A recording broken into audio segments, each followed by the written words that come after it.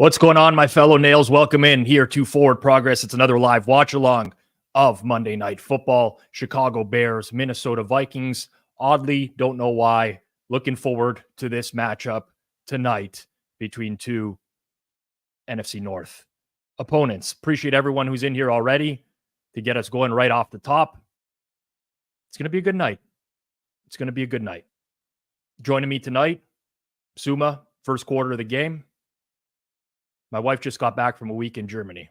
She's not a big fan of German food. I'm going to get Suma's thoughts on that. She said it's very ordinary. Not a lot of diversity in the cuisine in Germany. We'll see what Suma thinks about that. Alex Moretto, Vikings fan, going to join us here in the second quarter. If I know Alex, he's probably tied one on prior to this game. He'll be in fine form. And of course, Hitman to round it out here on Monday Night Football. Hopefully he's sweating some of the same bets as I will be sweating tonight. Let's break down the market of this game. I don't have any strong feeling or opinion on the game. I see Fezzik in the chat already. Go Bears. I'm on the Bears in the circa millions with you, Fez, at the plus 3.5. So I will be rooting for the Chicago Bears as well. But I did not bet this game personally.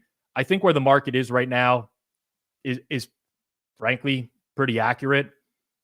Not dealing with any major injuries on the Bears side. In fact, it's like one of the healthiest rosters they've had for the entirety of the season. Deontay Foreman is out at running back. I'll talk about Khalil Herbert in a second because I'm a huge fan of his, and I'm going to be looking to play him over in some capacity. For the Vikings, we don't get Justin Jefferson back. He's going to rest. He's going to come back after the bye week for them. So he's off IR, but not returning tonight. Caleb Evans out, starting corner for them, which could be a deal because they're not really that deep at cornerback. But market, in my opinion, pretty much right. Pretty much right. I'm going to get to the beta pinned at the top of the chat very shortly. I'll let you know, guys know all about that. But pressing needs first. Got to get the bets. Got to get the bets that I'm firing off for tonight's game. As always, I'm going to place these ones as well at the same time right here. Think it's important to bet what you're giving out. Practice what you preach, people. I don't love the card tonight. It's going to be very limited. Of course, going to fire some darts. I'm not immune to betting for entertainment purposes either. But that's all it's going to be tonight, with the exception of a couple things that I quite like. And let's start with those two things that I quite like. Ty Chandler for the Minnesota Vikings has been getting a lot more snap counts. They've been talking about how they want to integrate him more into the offense. And subsequently, he's been bet over in a lot of spots this week. Rushing yards, especially carries. I know some people who were actively betting Ty Chandler overs and fading Madison on betting unders. The thing with Ty Chandler, where I want to take a shot here, is his receptions. And I want to bet the under on Ty Chandler's receptions at plus money. Anything plus 100 is good. So literally anything on the board right now, I think that this is greater than a 50% probability to bet the under here. I'm a little bit scared because of his snap counts, but we have some widely available prices here in the plus 120 range. I'd go ahead and bet that under and bet it for a half unit on today's game. So we'll lock that in, Jacob. Let's take best price here. It's pretty widely available for $50, but any price on the board is good. And I'll explain why. Ty Chandler is going to be on the field a lot more tonight. I firmly believe that. I kind of did like him in the running game, but those props have been bet out. The thing is, the Vikings do not trust him a whole lot in pass protection just yet. If you noticed anything about the Vikings over the past couple weeks, Madison is still very much the pass protection back. He's out there on the field on a lot of passing downs. When you see Ty Chandler on the field, they tend to be running the ball. So I think this is a decent enough bet right here at plus money. Painful to root for these unders. I get it. But that's where I'm going for bet one. Second one, talked about Khalil Herbert earlier. Khalil Herbert is my kind of guy. I'm a fan. With Deontay Foreman being out tonight, you look at the running back rotation for them. Herbert, Roschon Johnson, Travis Homer. I expect Herbert to be on the field a lot. Now, what do the Vikings do a whole lot of? They blitz. They send extra pressure. And subsequently, if you look at the amount of receptions they've given up to opposing running backs this year, it's fairly high. Oftentimes, heavy pressure comes. Where does the quarterback look to dump it off quickly? I also think the Bears will utilize some screen passes to mitigate some of this pressure that the Vikings are going to send in the game. Khalil Herbert, receiving yards. We're going to play the over on his receiving yards. 10.5 minus 110, widely available. And we're going to play this for $75 as a base unit. $75. Those are going to be the two props tonight in terms of full game props. Now let's get into some touchdown scores. And these are going to be some darts. I have to start by saying that unlike or similarly to every other human being on the planet, I myself, even though I rely on sports betting as an income, can also get FOMO. There's something going around today. Some rumors. I don't want to out the original source, but they've made their way towards the pizza man. And the rumors are that Darnell Mooney is going to get some targets in the end zone. There's some plays that have specifically been drawn up for Darnell Mooney. His anytime touchdown score price normally would suck. 4-1 on a Darnell Mooney anytime touchdown is a borderline ripoff. But I cannot possibly live with myself if Darnell Mooney scores a touchdown in this game and I didn't bet it. That is the honest to God truth. I'm just trying to be real with you. Plus 400, we're betting $25. Darnell Mooney, anytime touchdown. That's going in. Do I think it's a good bet? No, it's horrible. But the FOMO kicked in. Now, on to what I really think are good bets for anytime touchdown score. Jordan Addison has longer odds to score a touchdown than TJ Hawkinson, Khalil Herbert, Alexander Madison, DJ Moore, Josh Dobbs. We're hitting this plus 230. We can play any plus 200 or higher, but we're playing Jordan Addison anytime touchdown for $40. Got to draw the line somewhere. Hawkinson gets 1 million targets. He doesn't get the targets in the red zone. Addison gets the targets in the red zone. I know ordinarily when we're looking for touchdown scores, we're looking for long shots. Typically, you're not going to find value at the top of the board. Almost never. But this is one of the instances where I just think that he is mispriced. Where I think he's mispriced. So that's where we're going for number one. Now let's get into long shots. First touchdown, last touchdown. Stuff along this lines. This is an insane bet. It's going to lose. We're going to hit Travis Homer, last touchdown of the game. And we're literally going to place $1. $1. There is a range of outcomes where Chicago is blowing out Minnesota. I know it's extremely unlikely. But we did see it happen against Washington earlier this year. It can happen. Bears can get hot. Could be injury situations for Minnesota as well. You never know.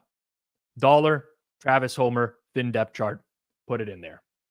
Piss away $1 because Pizzola said so. And because you have FOMO of not making that bet. What else do we got here? All right, first touchdown. Let's get the chat involved here. What are we thinking for first touchdown tonight? Post them in the chat. I have a few ideas. I want to see where I match up here. I have a few ideas where we can play. I heard Cleve TA earlier today. Who did he give out? Josh Oliver. I can see it. I don't hate it. Equanimous St. Brown. Don't hate it either. 5.5 hole. Komet. St. Brown, 65-1. This is the way to bet Mooney. It could be. But honestly, I'm just perpetuating one bet with another bad bet. We're all over the place tonight, people. All over the place tonight. We got no agreements going on here. Komet was my gut instinct. As was Brandon Powell. I see some Komets in here. TK Stan, I don't know if I've seen you around before, but I like the fresh blood. Talk about pissing away money. We're going Brandon Powell, first TD.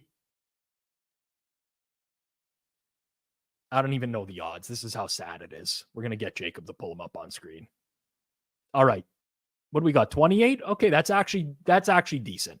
$5, Brandon Powell, first TD.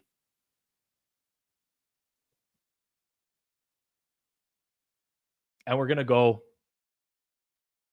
Cole Kmet because I like Cole Kmet. There's some really strong rationale for tonight's game. Cole Kmet because I like Cole Kmet, and $5 as well, Jacob.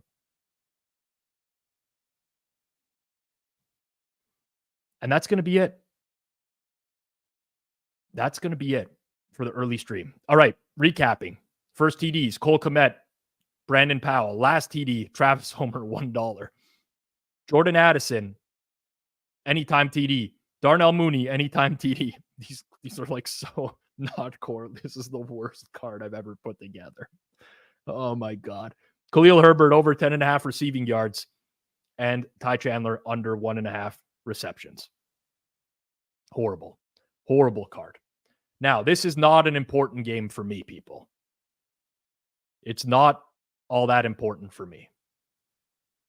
But this is very important to some other people out there. Extremely important for some other people out there. Fezzik, near the top for circa millions. It's a big one for him. That plus 3.5.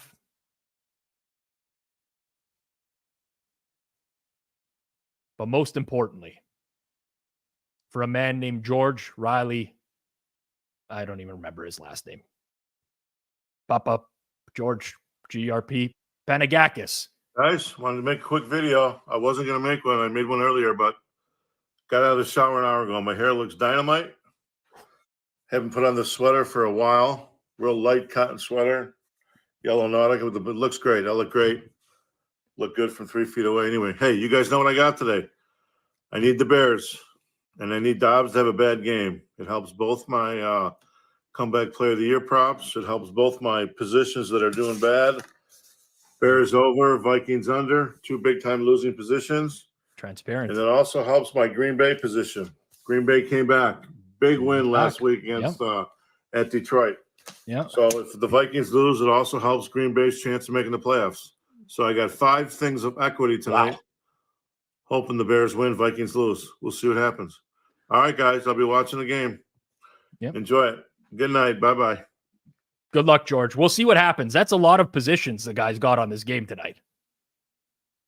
It's basically one position that equals 5 positions. Talk about a game of the year super sweat for GRP. I'll be rooting for the Bears for GRP. Now, I know Kanish was jealous that we were going to have GRP clipped on the show as well, and he wanted some input as well into tonight's game. So, Kanish, we'll throw over to you. What do you think is going to happen here, Vikings and Bears? I don't know, my friend. Oh, okay. Fair enough. One more time, Kanish. What do we think? I don't know, my friend. All right. Opening kickoff. Coming back. And that looked like one of the best returns of the year, and he got to the 23-yard line. All right, I'm quickly going to count down the play clock here, and then I'm going to welcome in my German friend to make fun of his country's food.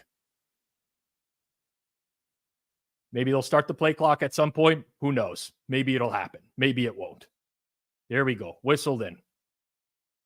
24, 23, 22, 21, 20, 19, 18, 17, 16, 15, 14, 13. You guys should see it by now. Should be synced up by now. What was this play? That was a weird screen to start the game. Suma will probably see that play in about 30 seconds, and we'll welcome in right before he does. Fabian Sommer from Germany, late at night. How's it going? Going, Rob. The first play is just starting now. Weird screen. At some point, funny. I will tell Alex. Condition will be that we finally do one watch along with the German synced play clock. We want viewers, Suma. We can't ask everyone to pause their TV for 3 minutes. We just can't do that. We unfortunately cannot. It cannot happen. Big 3rd and 1 coming up early here. Khalil Herbert with the gain. Before we get into the 3rd and 1, Drew, appreciate the donation. Anything matters. Good karma, man. Drew Furstenberger, fellow German. I appreciate you, Drew. As always, you can donate. Goes directly to paying my gambling debts. Just so people know out there. All right, big 3rd and 1 here. And we got it. I say I'm going to refer to the Bears as we tonight, by the way, just because I'm rooting alongside GRP wins. I don't want to see that guy go down in flames, right? Like I have no, and plus I have Bears in circa millions as well. So I don't know why I did that to myself, but I did. Is there someone on the Vikings that you like to root against? I just generally like to root against both Moretto and Hitman, who are Vikings fans. Okay. Scum of the earth. Yeah. Yeah. Absolute scum of the earth. All right. 1st and 10. They hand off for nothing. All right. So my wife got home from Germany yesterday. Sitting around tonight, talking with her. How's the trip? She's like, not a big fan of Munich. It's been very Americanized is what she called it. She said you walk the streets and you see the same stuff you see in North America. McDonald's, Zara, H&M, so she's like, I was expecting more European culture. I said, I imagine though you ate some good food. And she said, I went to some like good places, but the food was very pedestrian, mundane. A lot of stuff is just the same. I said, I've heard better things about German food. J88 here. Love German food in Munich and Frankfurt. But I don't know. She wasn't a fan, Suma. And she said like everything just tastes way too similar. Did she get some bad experiences in Munich, or is this just the German culture and the German food? It sounds like she didn't make it out of McDonald's. She did say she went to that McDonald's and got a cranberry burger, which apparently is on the German McDonald's menus. And she said it was amazing. I cannot imagine it being amazing. I gotta Google that. Yeah. We got to bring up the German McDonald's menu, Jacob, at some point. Whatever this cranberry burger was. I looked it up. The Big Rösti. That's a German classic. Big Rösti. That's also a famous porno as well. Wow, Cole Kmet, man. Dragon defenders. Cole Kmet. Wow. It's first down? They gave a first on that. Oh, okay. They gave a first, yeah. He got there. He just dragged some defenders with him. This is the kind of guy I want to bet on for first TD. Guy dragging people with him all over the field. Man. Oh, there was a shot to Daniel Mooney down the sideline. He had one step. What the hell is this? There's no English translated version of this? Classicer, I guess, just like classic menu. Yeah, Big Rusty Cranberry, yes. Big Rusty Cranberry. I can't imagine. Honestly, don't knock it till you try it. I can't imagine it being great. The McPlant. So good. So Big Mac's the same thing over there. Yes. Rusty is basically like a super baked fried potato on top of the meat. I don't know. Seems very unusual. I will try it one day. I'm thinking, Suma, I might go down to Germany for the Euros next year. Ah, okay. I'm thinking about it. I don't know. Maybe I want to visit Germany at a less busy time. I'm not quite sure. Do you I'm not think we quite will sure. see Italy there? They qualified. They did, yes. Oh, already? They That's how already much qualified. I follow soccer these days, to be honest. Yeah, believe me, I watched the game in which they qualified against the Ukraine, and it was the sweat of the millennium. It was a bad that one. the- Rob. Yeah, Was that the game in Germany? it was. Yes. It was in Leverkusen. Ah, okay. Last week, correct? It was last week. Ukraine should have gotten a penalty in stoppage time, which was didn't. I don't know what happened. I was walking when I was watching the game while I was walking because I was with my girlfriend, and I nearly collapsed to the floor when I saw the replay of the what should have been a penalty. I almost sunk to my knees because I was like, "There's no way we sell one in the 90th minute again." Somehow it wasn't. Yeah. So I didn't want to spoil that play for Suma, but that was a pretty incredible play by Fields right there. Man, Yes. this guy, I've went through the gears on this guy, man. He's just like Sick play. yeah. And the next one is a sick play as well. Yeah. Next one's a sick play as well. Let me show off my beer choice to Suma. By the way, we already cashed. By the way, Erdinger. There you go. just in time. Crack that baby open because Khalil Herbert down the sideline for 13 yards. Nothing like a first quarter cash, baby. I don't have any money around here, else I'd be flipping it around. Got no money. Got no money. I do got a Pinnacle patch, though, which I should put right here. Remember these poker patches back in the day? It's the iron-ons. Yeah. People, I can't give out the sweatshirts yet. But if you want a patch to iron onto your own clothes, hit me up. We'll get them. We'll get them. Next thing we need, Cole Kmet, baby. Let's get Cole Kmet into the end zone here. Or Darnell Mooney. We'll take Darnell Mooney as well. Although I will have, I'll be a little bit upset that they didn't play first touchdown on him, but we'll take anything here. Maybe those Mooney red zone plays were for real.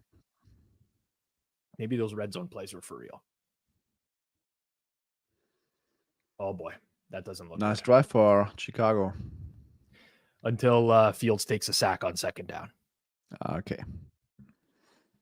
I blame you, Suma. Nice drive, immediate sack. How do you do it, man? I like how Lars Rosenfeld drops like random German words in the chat, like Knackwurst, Sauerkraut. Just Those are fake Lars words, right? Rosenfeld has to be German. yeah. You made those up. I can't imagine it being like the role reversed, where I just joined some random German chats and started ripping a bunch of English words, random Yes. English words, hamburger, potatoes.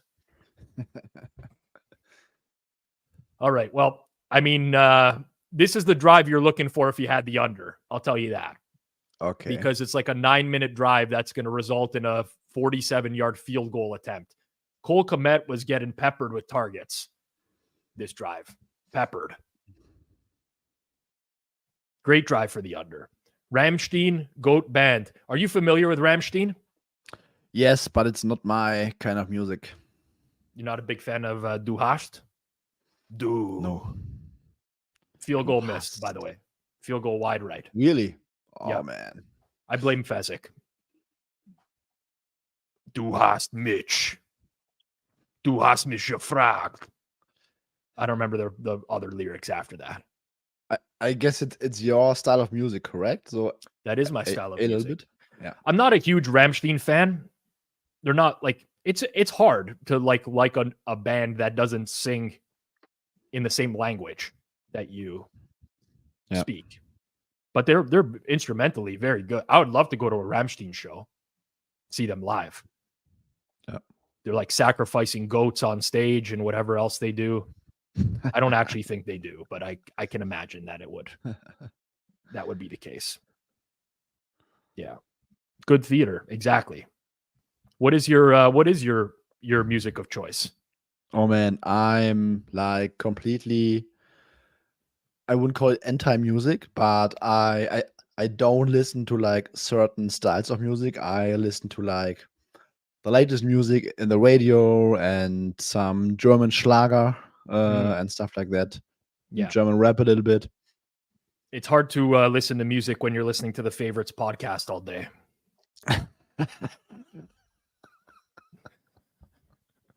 Any good takeaways this week? Anything that we should know about? I have not listened. Maybe tomorrow on the first attempt at a big balls bet of the week. I've never listened to that podcast, but I know everything that's going on a weekly basis because of the amount of people that message me clips saying like, you need to react to this and whatever. Yes. Oh, the spam is back. I thought we got most of the spam for a while. Got to ban that one quick. Almost slipped it in there. They almost slipped it in there. Really quickly, before we come back from commercial break, I just want to let people know about something that's going on. So you see that pinned link in the chat. I'm going to try something new here on Thursday Night Football. Hammer's partnering with a brand new company called Locker. I got to test out a beta version of their app. It's pretty sick. We're going to have a free contest on Thursday Night Football, Cowboys Seahawks. You can compete to win up to $600. It's free to enter. All you got to do, download the Locker beta app, join the free Seahawks Cowboys contest, and basically it's a prediction type of app where we're going head to head, predicting what's going to happen on each drive, on different plays. It's pretty cool. Pretty addictive. Free to enter. $600 cash being given away. That's $600 US. To the Canadian followers, that's like a couple $1,000. So check it out. Wow. What happened on this first play? Anyways, check it out. Locker partnering with the Hammer. Thursday Night Football.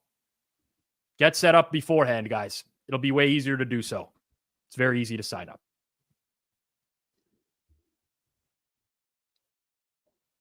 This could have been an amazing grab. What happened here? Was it an interception? Hit the ground? Wow. Into double coverage. Either one could have came down with it. I actually thought it was a pick by Eddie Jackson. So did I at first. I went through all the motions on that one. Ty Chandler in there in the early going. Just got to dodge those Ty Chandler catches. So Casey Brown dropped like a perfectly translated German comment. Maybe he's German. I don't know. I mean, he could have just used Google Translate. Yeah, Casey but Brown. that Where are was you seeing these things? I mean, am I not seeing the same comments as you tonight? It's a little bit upwards, like where is it? Oh, there we go. Yeah. He's asking like, what's the downgrade from DTR to Flacco?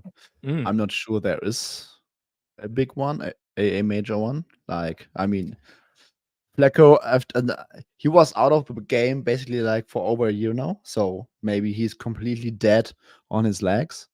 But I feel like distributing the ball quickly might still be in him. Yeah, I mean, DTR is bad.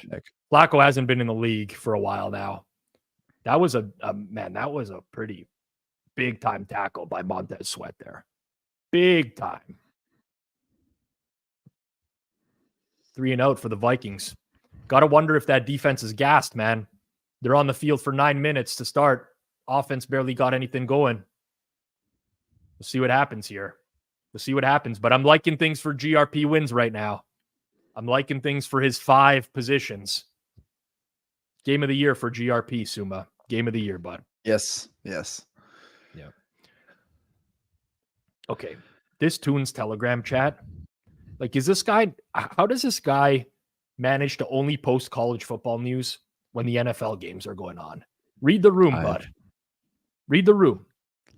Sometimes I wake up in the morning and I will check Telegram, and there are like 13 tunes messages, like during an NFL primetime game, and like everyone is about like LeBron James and Lakers and some NBA injuries and college football. I need the NFL info tunes. Dude, I'm watching NFL Sunday like 2:00 yesterday. Guys just hammering away on the college football news. I get it, but I get it. Dylan, Locker's website says we'll email you as we open up spots off the wait list. You will get an email. We're the very first company that's partnering with the Locker to do this, and it is currently on iOS only. Android coming out in a couple of weeks. If you're an iOS user, you can participate this week.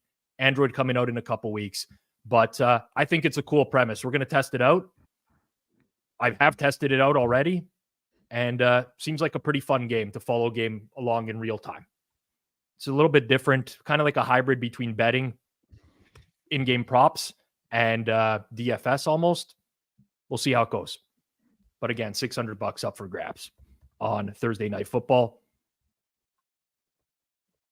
Was there a circles offer 90 degrees on the life and history of Suma? You did 90 degrees with George when he first took over, correct? Was it with George or Kevin? Was it with Kevin? I think it was with Kevin before he moved. Yeah, Kevin, yeah. I guess. Yeah. I was trying to think of something clever, but Kevin, you said moved. What's the word? Died. Basically, he's dead to us now. He's no longer with the Hammer. So Kevin Davis, boogie down picks. Ash to ash, dust to dust. It was a splice, Kevin, but you're dead to us. Okay, Rob. RG Bell is asking for a Super Bowl matchup prediction. Let's do this. Let's do it. Super Bowl. Let me just quickly. So we have to pull up. You have to pull up the teams. You don't know the teams by now, Suma? No. I just wanted to look at the standings right now. Okay. So NFC, I'm going to be very lame. So my preseason prediction was Bills, Cowboys. Yeah. And I guess Bills could actually not make the playoffs, which is pretty dope. It's not a laughing matter to Buffalo fans, Suma. I wouldn't be laughing too hard, my friend. Yep. Oh, Justin Fields. Nice little run. Yep. I'm going with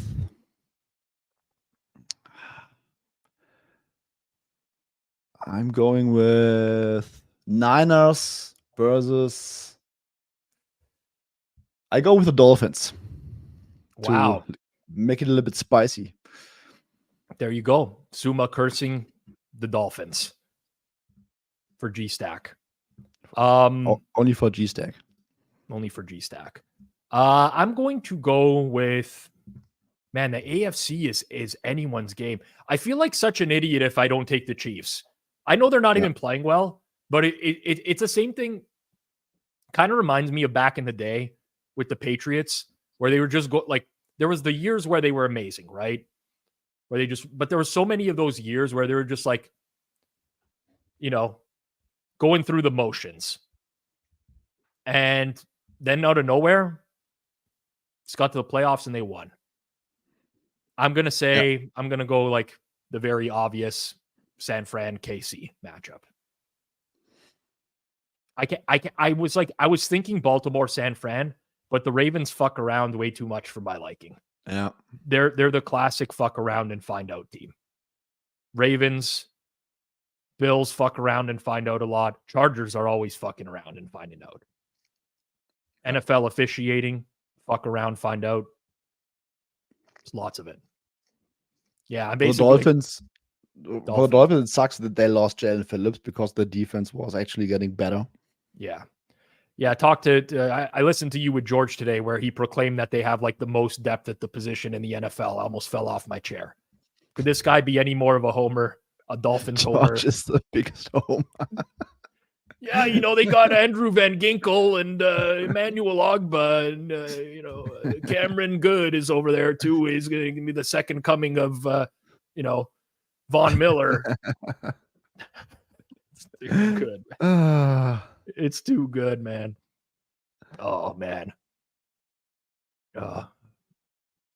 I'm with Clayton Lee. I'm riding the Chiefs until they're officially out. That's it. I guess that's the smartest answer, to be honest. Yeah. Like, they will probably find a way. Yeah.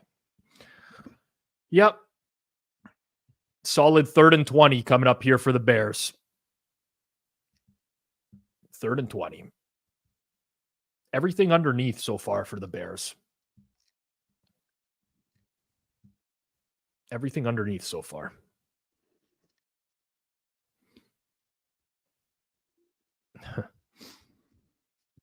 Let's have the Jags do it this year and just start over next year. Honestly, the Jags aren't going to win the Super Bowl, but every now and then I watch them and I'm like, they can. They can. Like, the offenses can go on a run. The defense is playing well enough. I don't know. They feel like a fake team, like a paper tiger. But who knows? The AFC's so wide open. Yeah. It's actually funny that so the AFC is wide open, but we might lose like 2 good quarterbacks for the playoffs. For like Justin Herbert, Josh Allen might not make it. Joe Burrow is already down. That's how deep the AFC was this year. Yeah. Yep. All right. Paul Straughter. Wow, they snapped it. 4th and 10. 4th and 10. They're going for it, and they got it. Come on. Break some more tackles. Wow. Talk about the balls on Eberflus. I thought they were just going to try to draw him offside so that they could kick a long field goal or something like that. 4th and 10 at the 38. I mean, got the job done. Better than punting. Better than punting. Better than, how many coaches would have taken that 18-yard net punt right there? The one that flies into the end zone. Great play. Bears are pulling out all the stops for GRP tonight. You could tell that this team was made aware beforehand. They watched his video. They saw how good his hair was looking coming out of the shower. He broke out the yellow shirt. Looked like a giant pumpkin, basically. That's like my favorite part of his videos. Like him always stating that he was just coming out of the shower and his hair is looking good.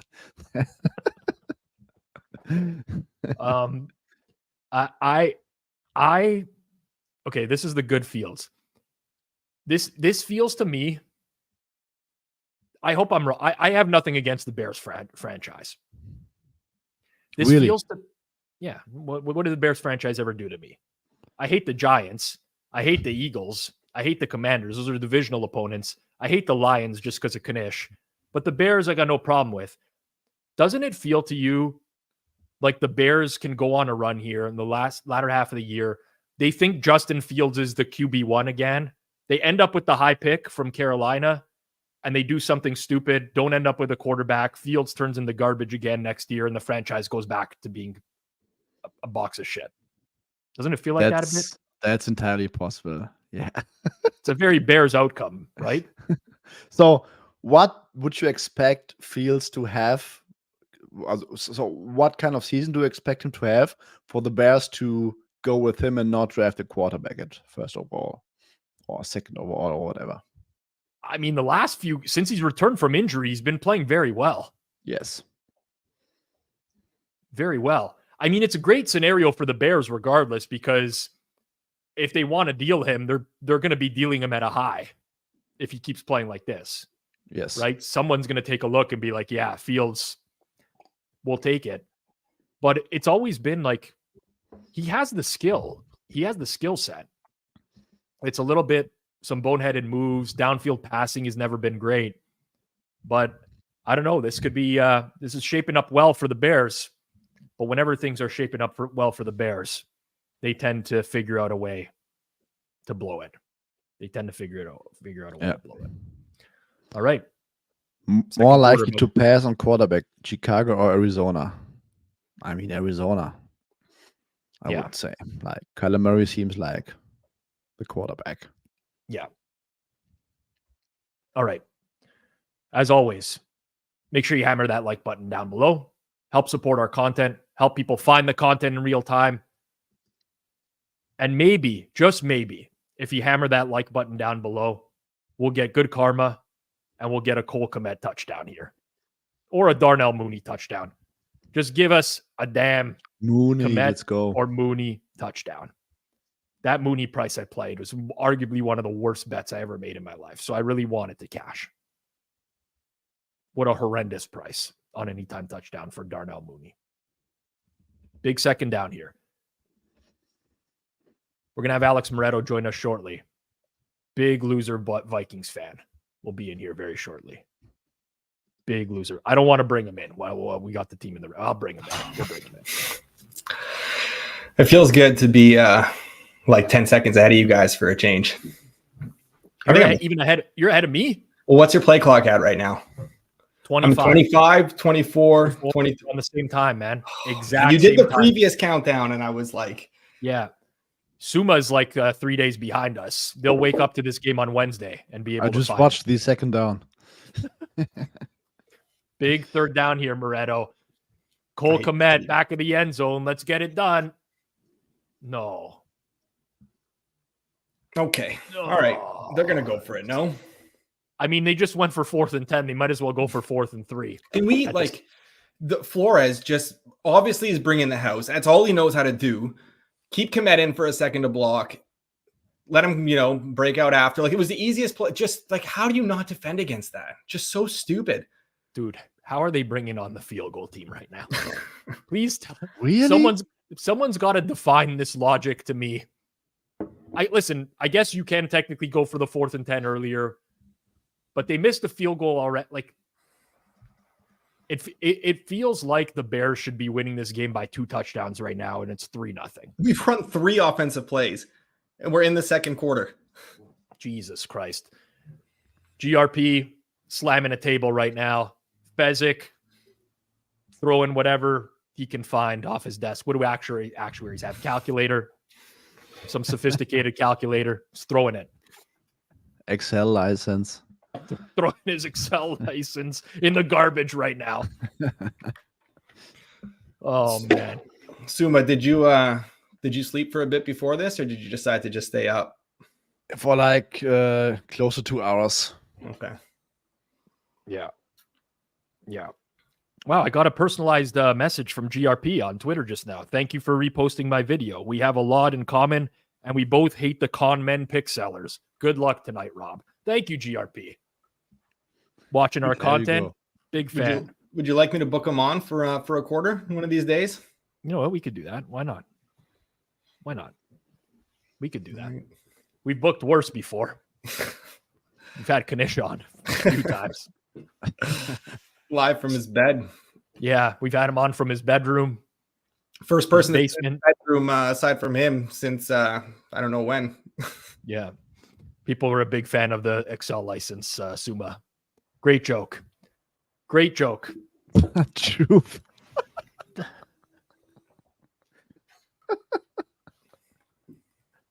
We can maybe a little bit too far there, Drew. Maybe a little bit too far with that one. But we all understand what you mean. Yes. Maybe a little bit too far. All right. Okay, Moretto, as a Vikings fan, yeah, do you root for them to win these games now? What do you do when you're in this situation? When Cousins went down, I was all in on the tank and lose as many games as you can. Then they traded for Dobbs, and I'm like, this is perfect because you kind of appease the fans and appease management. Hey, we're not tanking. We're trading for a quarterback who can start, but realistically, you are because Dobbs is terrible. But then Dobbs just comes out and has 2 of the games of his life. And now at this point, we're not going to get a high enough pick to, for losing to matter. So at this point, I'm bought in again, and they're just setting me up for more pain. It's just the way it worked out was so shit because I just wanted them to lose out, but the schedule is too easy to lose out too. Yeah, it's tough, man. It's tough. You're in like that middling position. Yeah. You'd almost rather 15th pick. You'd almost rather hit rock bottom like the Jets, you know? Yeah. Tim Boyle. Dude, they That's didn't even trust that guy to throw like 2 yards past the line of scrimmage. They basically just like at that point you might as well just keep starting Zach Wilson, because at least Zach Wilson's occasionally going to take some shots downfield. That was, I mean, I don't even know what that was. That was tough. I gotta say though, what was clearly and obvious on the tape, he knows the system very, very well. Yeah. He knows the system. He knows the system. How is Boyle going to start again? How can Simeon be any worse than these guys? No clue. No clue. Like, Do you want Salah gone, Suma, or no? probably yes. Because he made so many bad decisions on the quarterbacks already. Like, I mean, the thing is, the quarterbacks suck. The O-line sucks. You can't really do a whole lot with it. But I do think that Salah is a fake sharp. I think Salah is, he's deleting records off of his Pickett app, and he's doing all sorts of stuff to fudge the numbers because he stinks. I think the comments about Breece Hall were pretty garbage too. Because I'm all for holding your players accountable, but like that's not a guy, and that's not the way you're going to go after a guy like Breece Hall. I just didn't like those. Yeah, and I mean those Breece Hall explosives were like the only offense the Jets had. This season. So I mean, I don't get it. And Salah also does not do anything well when it comes to like in-game decision making. There's nothing where you can point to like, oh yeah, that guy gets it or something. I think the first thing you got to do is fire Hackett before they fire Salah, because Hackett seems like a real problem, and we don't really know about Salah yet. Like, the players seem to like him, honestly. I don't know how much that matters for in the NFL, but most of the players he seems like a player's coach, but I don't know. He's there. He's just there for Rodgers, though. That's the only reason he was brought in. Yeah. It wasn't based on his resume. Yes. Yeah. I think so. Yes. I mean, that offense last year under Mike LaFleur with Mike White looked very, very good. Like light years of what we are seeing this year. Dude, so, Mike White in that offense this year takes them to the playoffs. Look at the AFC. Yeah, he probably does. Yeah. Like, look at like right now. Who is it that I tweeted had the bottom 3 seeds in the AFC? It was Pittsburgh, the wild cards, Pittsburgh, Cleveland, and Indy. Yeah. And Houston's right there. Yeah. Oh yeah, baby. Oh, that's the Josh Dobbs experience, baby. GRP. Let's go. If he was gonna play like this, why didn't he just do like this three games ago? He should have started. Yeah. Well, everyone wanted to tickle Josh Dobbs' nutsack, and this is what we're getting now. Everyone was gargling the balls. What's the flag? Maybe during the return, I would say. Wow. You know how many friends I had messaging me, like not talking shit, like dead serious, like saying how Dobbs is much better than Cousins. Dude, it's just unsportsmanlike on the return. But they're saying that like we would be better, we're better off now, and we have a better chance now, and they like our team more. It drives me insane. Yeah. Took off the helmet. Can't take off the helmet. It's rule number 1. It's actually probably very low down the list, but you just don't take off your helmet. Looked like cover 2, but there was like no route occupying the cornerback down. Yeah. So weird play. Yeah. Yeah, the Dobbs cousin discourse, I was part of that as well. It's brutal. I'm not like George when it comes to Tua, but I do think that Cousins is a lot better than he is perceived to be by people. I agree with you. I think generally speaking, like, Cousins has a very wide range, and the like primetime Cousins a bit overblown, but he's had like a couple really bad games in primetime that make you go like, nah, this guy stinks. Yeah. It would, honestly, hate to bring it back to the Cowboys, but it actually reminds me a lot of Tony Romo back in the day. Yeah. Where if you watched Romo on a weekly basis, he was actually very consistently good. But when he was bad, he had some games where he was horrible, and people could never get over that. But and you have those moments that stick with you, right? Yes. Like the fumbled extra point, like just those things just stick with you. And then, yeah. And I mean, the thing about the whole primetime thing, like he's got some wins on primetime, obviously. But on primetime, you're naturally going to have a tougher time. You're just playing better teams. Yep. I'm with you. Oh, I hate the NFL. I love the NFL, honestly. I absolutely love it. There's nothing better than a winning NFL Sunday.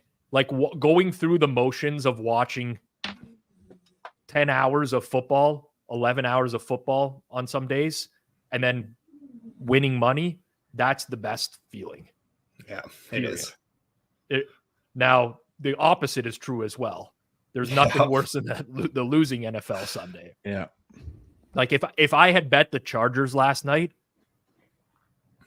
I don't know that I could go to sleep after that. Yeah, that's brutal. That was brutal. I had the Chargers. That was.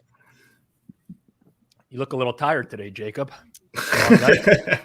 I just had to calmly stand up and tell my girlfriend I'm going to bed. Yeah. Because as soon as he got the first down, I'm like, okay, we're done. Thank you. Then he kept going. And then it kind of dawned on me what was happening. Well, you know what, Jacob? It's very important that you don't take it out on the people around you. You know, it's calmly got up. So I'm going back. You're like, yeah, that's it. I'm gonna go be by myself right now. Does your girlfriend like the NFL, Jacob? Does she watch with you? She watch. She absolutely fucking hates football. Oh, okay. All right. Yeah. How? So, but does your wife watch? Not at all, but she doesn't hate it. Yeah. Right. Well, I mean, Chargers definitely a definition of a no mojo game. If you bet the Chargers last night, your mojo's gone. Yeah, and I bet the fucking Chargers the week before against the Packers. Why do I keep fucking betting this team, guys? I don't know, man. The real signal to me was when Jeff Feinberg came into our Forward Progress group chat yesterday. It's like, who are these idiots that are betting the Chargers? Like, I do not understand. Granted, I mean, you had it. Yeah, you had it. Somehow, like it was, even though you had, like, it was the wrong side. It felt like it was the wrong side the entire game. No. Yeah, that's fair. Yeah. So right. Big that's that's the Fields I remember right there. By the way, wide open receiver airmails him by whatever. Yeah.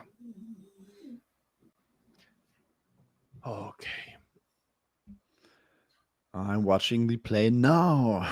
Hopefully this wasn't the play that was designed for Darnell Mooney, because it looks like he's was sent into orbit.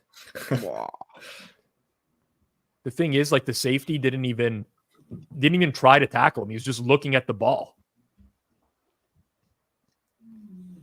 Some of these guys on the Vikings defense, like Josh Metellus. I mean, look, they've got like Josh Metellus, like he's playing solid. He's having a decent year, but man, the names of these guys were like a far cry from the defense we had 5, 7, 10 years ago. I mean, those defenses, even with Favre on the team, like the Williams brothers and Jared Allen right here, it's number 69. Oh, those teams were Chad Greenway, EJ Hendrick, Aaron Sharper. And with like Zimmer coaching up that defense too, which was amazing. Harrison Smith, Xavier Rhodes, Anthony Barr when he was good. Yeah. Kendricks. Yeah, Everson Griffin. Whew. Oh yeah, and then he had a couple mental breakdowns. Yeah, Everson Griffin went. He went off the wall a little bit. Went off the rails, man. Well, it's it's a tough sport to play. A few too many headshots. Couple hits to the head. Yeah. Fuck, man. Tell me this is roughing the punter. I'll die if it is. It's got to be running. Oh, it's running in for sure. Oh, that's his plant leg. I don't know. No, running. Yeah. Okay. He did like. I think the rule is plant leg, or no? Did they change that to now it has to be like pretty egregious? Dude, you think these guys even know what the rules are anymore? Yeah, they have no idea. If it looked bad, they could call it roughing. If it doesn't look bad, they call it running. And it didn't look bad, so they called it running. These guys don't have any idea anymore. No idea. They'll come back from break. They'll bring in whoever the guy who's on staff tonight. Terry McCauley, come in, explain this to us. And he'll explain why it was a great call, just like they always do. You know, everything's a great call, even when it's obviously not. Mike Pereira is my least favorite of all of them. Pereira, Dean Blandino's he drives me up the wall. He's rough. He's rough. Dude. I mean, in fairness, they're conditioned to just like be a bunch of cucks. Yeah. Like if it's close, we call play on the field stands. You know what I'm saying? Yeah. That's just like that's just the end. They're so scared of overturning stuff that like maybe it's not clear and concise, but it's like 99% chance it happened. Just overturn it. Yeah. You know what I'm saying? I want them to get rid of the rule where like the call on the field it has to be conclusive to overturn it, because the call on the field, they're making it up half the time anyways, right? But at the same time, if they change that, like at least now we kind of know what to expect. Once they take out that call on the field, if that doesn't matter anymore, you just call it what you see based on replay, it'll become such a shit show. It'll just be a disaster. I'm with you. But one thing that I like is that, like, you look at hockey, the hockey refs suck too. Like all the refs suck, but they mic up the refs. And when there's like a little bit, when they're convening with each other, you get to like hear what they're saying sometimes and whatever. They should mic up these refs. Mm-hmm. They should, and when there's a little bit of a discussion happening, that should be broadcast to viewers. Yeah. Because I want to know what's happening when these guys are all getting together, when they throw a flag and they pick it up. Like this we need the transparency here. This stuff's an absolute joke. How the Eagles fumble yesterday, watch that Eagles fumble and then watch the one in the Chargers game and play them side by side and tell me how one is ruled a fumble and the other one is not. Which fumble? The exact same play. They're the exact same play. Who was it? AJ Brown, I think it was. Yeah. Where he didn't have it long enough, they said. And then the same thing happened to the Chargers at night, and it's a fumble. And Josh Allen gets like run by, not even hit. Basically, just a little bit of wind knocks him down. They call the roughing the passer, and then Herbert's like 3 yards out of bounds. He gets annihilated. His 4-step out, he gets wrecked. Jesus Christ, man, what is going on with this league? Like, imagine that play happens on the field, and you could go to like a ref microphone where he's obviously got to explain himself to Brandon Staley and the players. I'd like to hear what that ref was saying. Yeah. Was he saying he's still in bounds? Because if he thought he's still in bounds, that ref's got to be on the unemployment line very quickly. Because the guy was like he was like at the edge of the white, out of bounds. Josh Dobbs looks like shit. Yeah. What's his flag? Yeah.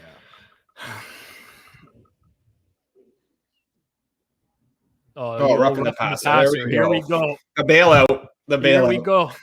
Andy Molitor, who I tried to get on tonight for obvious reasons, being a Vikings fan. He had a very good tweet earlier that killed me, and it just basically summed up what being a Vikings fan is all about. I gotta find it here. We'll get it up on screen. All right. Okay. Did he land on him? I guess. Like it's the fucking body weight penalty. Jesus Christ, man. Jesus Christ. Fez, the people want more live bets from you. Better be hitting the chat with more live bets. Sorry, I went on a rant there and I kind of lost. I just get so frustrated with the refereeing, man. It's too much. Because yesterday was nuts. Wow. Yeah. You know, I tell people this all the time, and I do stand by it. Over time, this stuff is supposed to balance out, but it feels like a lot of time you're just like living on coin flips for no reason. You know what I'm saying? Mm-hmm. Like you're trying to remove as much variance as possible when you're betting, and there's always going to be some, but it's a bit disastrous. So before that completion, the Vikings were at minus 2.7 yards per pass play, and now they're at minus 0.8. Yeah.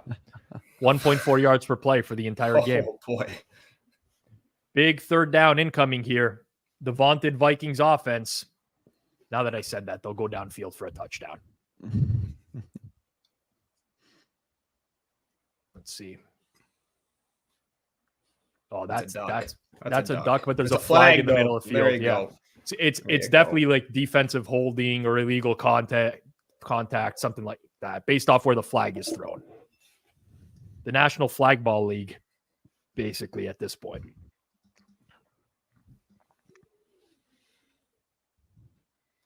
Suma, have you ever? I know it's not German, but have you ever had these?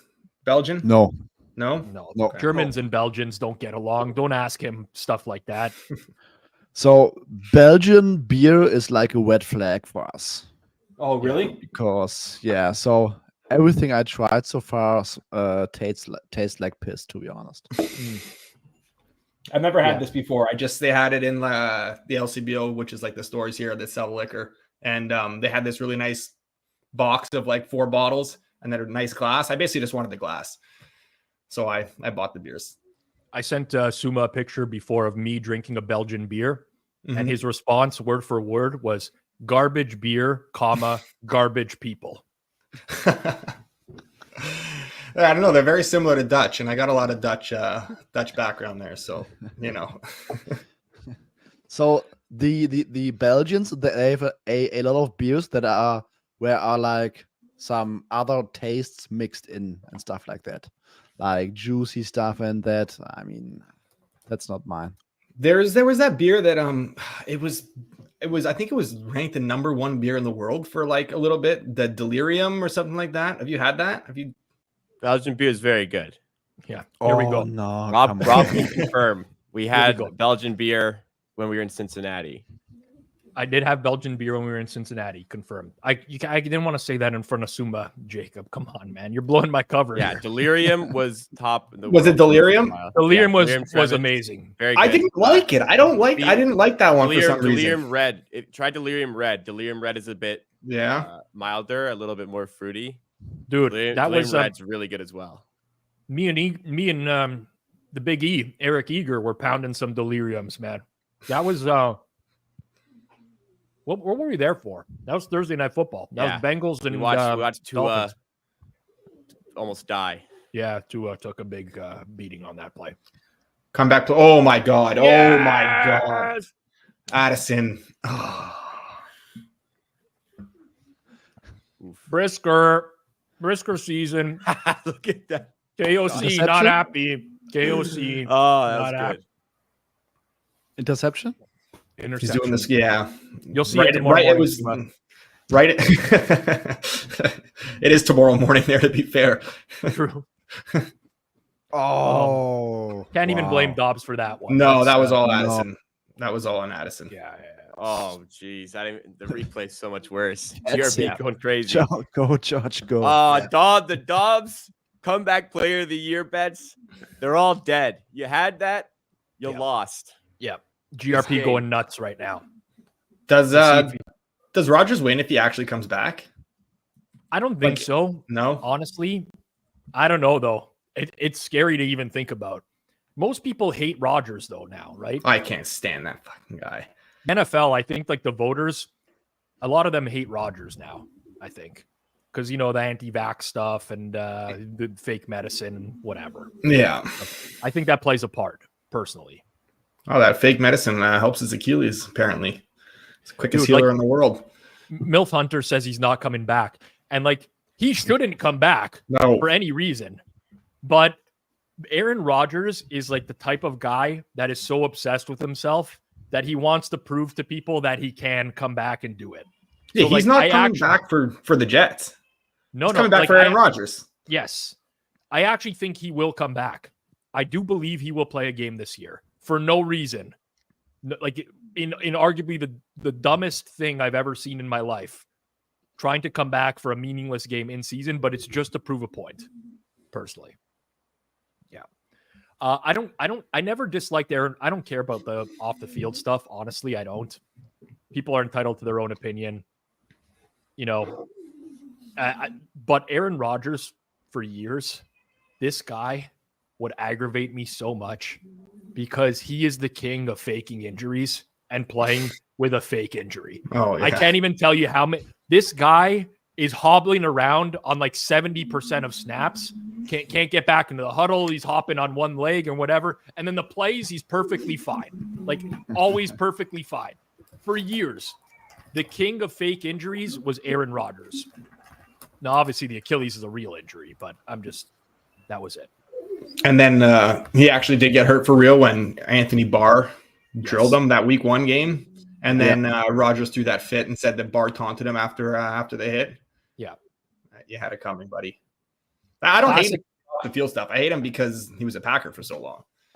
Yeah, you know what? This is Big Ben also did a lot of the same stuff. Although Big Ben actually took like some beatings. Yeah. He would be like rushing the ball, taking like 3 hits from line. He was bigger than the linebackers, but he was taking beatings. Aaron Rodgers would like plant, throw a ball, and then he'd like be hobbling around for the next 5 plays, like he's hurt. And then he would scramble 15 yards into the end zone and do the fucking belt as if like his ankle is perfectly fine. Get out of here, Rodgers. Get out of here, dude. Oh, man. All right.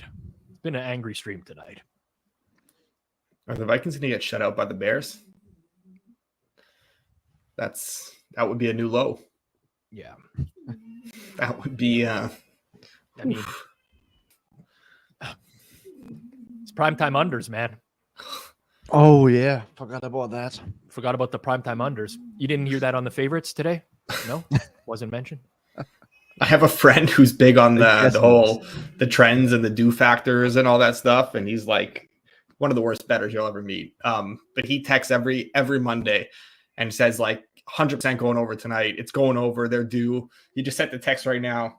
This is insane. Monday Night Football going to go 13-1 to the over or to the under. He's losing his mind.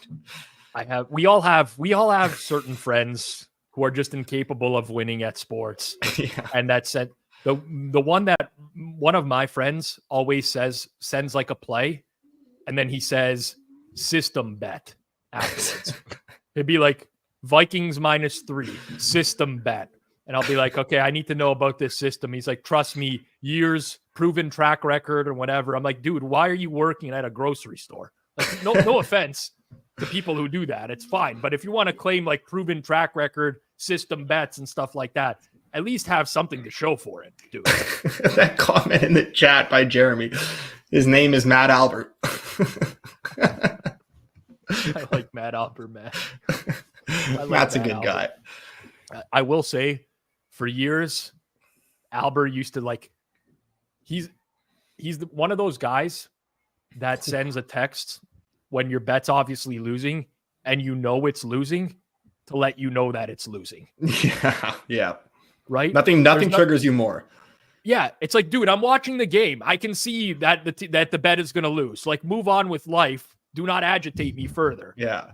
The worst is when it's like, not even when like, if someone messaged to like talk shit or something, like that's one thing, obviously triggers you. But like when someone messages you and like, oh, that's tough, man. Or like tough break. I'm like, no, I don't need that. I don't need.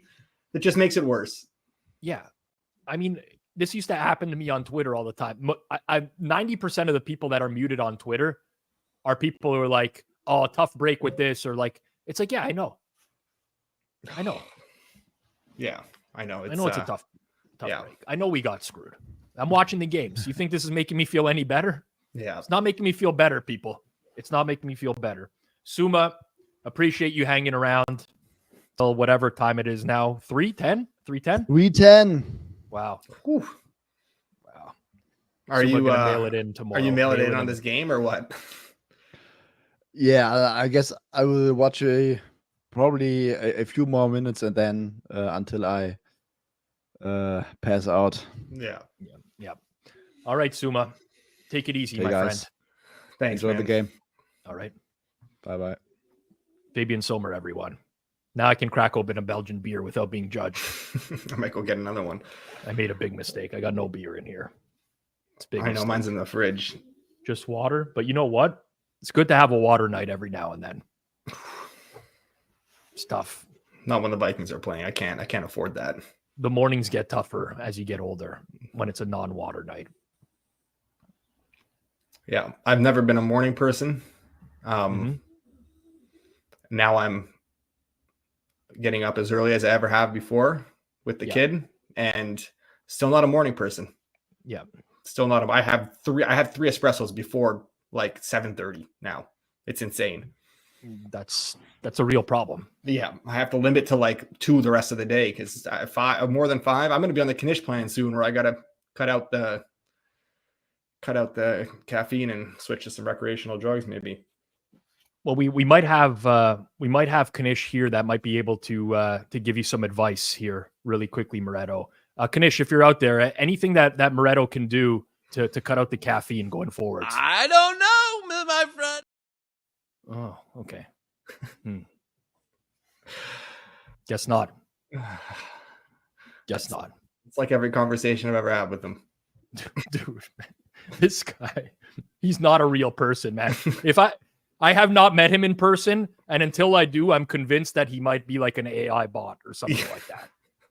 I've never experienced anything like this guy. I have a lot of friends that consume our content, but like never have I ever heard more from them than when Knish showed up on Thursday morning from his bed. It was like he broke my phone, he broke the internet. That was something else, man. Not only that, but like trying to find bets on his phone while he was streaming from his phone. Probably not the best idea. All right, Vikings back in action here. I feel like, again, I know Chicago hasn't done a ton offensively either, but I feel like I want to bet Chicago at some point. I almost want the Vikings to score a touchdown here. This feels like no matter what the score is going into the half, like it could be 10-0 Chicago, it could be 7-3 Minnesota. This feels like a Chicago second half bet from Barry Horse or from us, from anyone. Like that just feels like the right side. You can just see it coming. The best thing about that Knish hit was he gave out Lions everything as his bet. No Lions. Like I my poor producer Jason is like asking me. He's like, "What are we going to lock in for this tracking?" I'm like, I don't know. I honestly have no idea. I really don't know because it's all gonna lose. I think he's down bad because the casino strike in Michigan. I think that's he's having to cross the border, play pro line all the time now. He's on the Moretto routine. Well, the border opened again after the guy drove his car into the thing. I don't even know. All I that was one of Knish's runners. Yeah.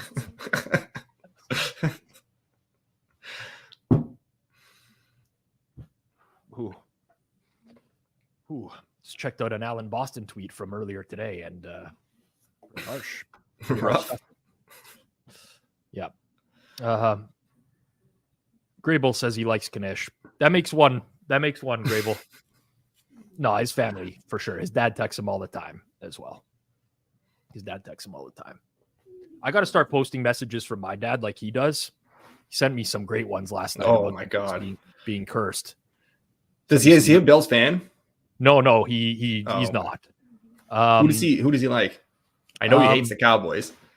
This is lame. I tell him this all the time as well, but he has like 2 teams that he roots for. Okay. He roots for Pittsburgh and Washington. Oof. I guess they were good back in the day. Yeah. But he messages me yesterday saying Buffalo is cursed. They will never win. Malocchio, those don't know, it's like this Italian curse thing. Fans have to start hanging garlic and red hot peppers around their necks to ward off the curse. Oh no. God. Well, you know what? That leaves the first touchdown alive. We didn't want the D special team first touchdown. You know, when a punt is like you're relieved to be punting the ball. It's never a good thing. It's a tough if I one. posted the stuff my dad texted me, I'd probably get him canceled. Yeah. Or you get yourself canceled just for being associated with it. Yeah. That's the problem with Knish. I got to message him all the time and be like, dude, ease up, man. He knows my legacy's on the line just as much as yours. The Teddy Bridgewater tweet. Oh my God, the Teddy Bridgewater dark meat tweet. I'm like, what the fuck are we doing here, Knish? Well, anyways, one day he'll take me down with him. The Corey Perry news. This is not real, right? Like, this is obviously not real. I want it to be, but it's honestly though, real. like it adds up. It doesn't. I don't think it's real. I don't think it's that. I do think it has something to do with like something, for lack of a better term, something sexually charged here, I think is something, but like, I don't think it's something with the law. If it was something with the law, we would have heard about it by now, right? Like the Lucic stuff, whatever, like you can't keep that under wraps. That would have been public knowledge. If it was something where someone in his family's sick, they would say something like he's dealing with a personal matter, whatever. It has to be something that's like not enough to like get him in trouble with anyone, but it's like enough of a piece of shit move where like they don't want to embarrass someone on the team or in the organization or something like that. Or like, so it adds up. I think it's like a great rumor spreader. I don't think that's actually what happened, but like, I mean, have you seen Bedard's mom? I mean, I saw some pics. That's the first thing I did. So Dylan wants to know what happened. Corey Perry has been away from the Chicago Blackhawks for like a week now, and it's been very quiet and hush hush. He got like benched in a game, and then he's just like not been around with the team. And the organization was basically responding, saying we're not going to talk about it. He's not with the team. And there's rumors today that, to put it mildly, like the OPMG, he banged Connor Bedard's mom, is the rumors that are going around. So if it were true, be very interesting. But I have a feeling that it's most certainly not true. This is more likely like slept with the Chicago staffer. That to me is like something where org wouldn't comment about it. I don't know. It's all speculation. That would be wild, man. Corey Perry is first ballot Hall of Famer. This would make him a Hall of Famer tomorrow, I think. Yeah. Be right up there for sure. Only thing that would have been better is if he played for the Predators for sure. Fucking Corey Perry again. Bedard's mom. Oh man. Corey, we're bringing you to be a father figure to Connor. Too good, man. God, I love the internet. I love the internet, man. Holy fuck. That's too good. That is too good. What do we have for likes here? If we're not at a if we're not at a 1-to-1 ratio of viewers to likes right now, I'm not going to be too happy. Oh boy. Who's that? DJ Moore? Yeah. Yeah. Like a couple hundred watching and 105 likes. Honestly, pathetic. Pathetic, people. My fellow nails. This is how you give back to the Forward Progress community with a measly 55%, 60% of likes. Pathetic. It's like the Vikings offense. Pathetic. It's like being a Vikings fan. Oh my God. Wow. Do these guys like, I think the Bears today just like threw out any portion of the playbook where players run intermediate or deep routes. They've basically just said, yeah. But I mean, the Vikings are doing the same thing. Yeah. Remember when I said I was looking forward to this game? Yeah. Do you have a clip of that somewhere, Jacob? Because I was. This might actually have been the worst. This is maybe the worst half of primetime football we've seen this season. We're going to have to see, like, dude, throw past the line of scrimmage. Throw past the line of scrimmage. What makes it so difficult? We need O'Connell to start digging deep here. Start scheming some guys open, because if I can't watch Dobbs throw into another blanketed receiver. I just can't do it. Second half, we'll have to see what the number is. But if you don't think I'm betting the second half over, just out of a pure you sickness, hate yourself, out of hating yourself. We'll see what the number is. Second half. These guys got to be going to the locker room and coming up with something. Like, this is absurd at this point. Honestly, both these QBs have a pick six in them. That too. Oh, Fields is just like he's tripping. They can't tackle him. There we go. I don't even know what's going on. I don't know. Fields almost sacked himself. I love that. He almost sacked himself. Oh, man. What do the Vikings have for the 2-minute drill? Hopefully a touchdown so I can bet Chicago second half. That's what. Yeah. Yeah. This second half will be under 20, minus 120. We'll wait till Barry Horse comes in on the second half under, and then we'll play back on the over. How much do you think the Vikings touchdown would change the line for this halftime line? Right now, if it goes in 3-0, it's got to be what? Vikings minus 2.5 or 3.5? Do you think 3.5? 3? Basically have to win the game. Yeah. And if they score a touchdown, Bears plus a half, maybe? Yeah, something like that.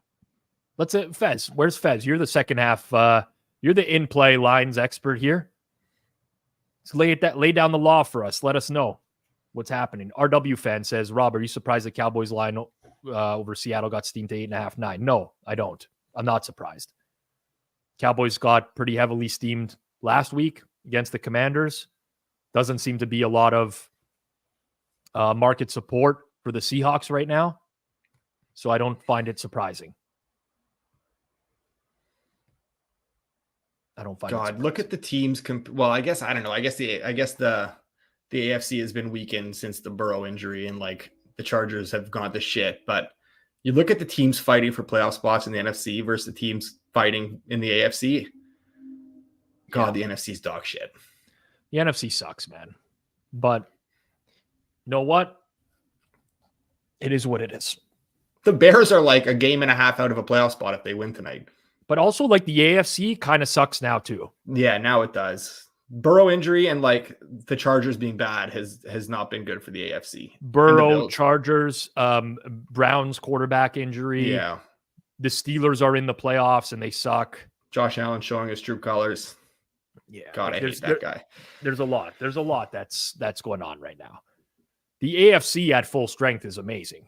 But, like, with everything that's happened this year, the Aaron Rodgers injury, obviously, in week 1, it's clearly the superior conference. Yeah, we're being deprived of what could have been like the most insane playoffs in the AFC. We would have had Lamar, Tua, Allen, Lawrence, Watson, Herbert, Mahomes. Yeah. Those 7. Yep. Yeah. And now we're going to have like DTR and Kenny Pickett in there.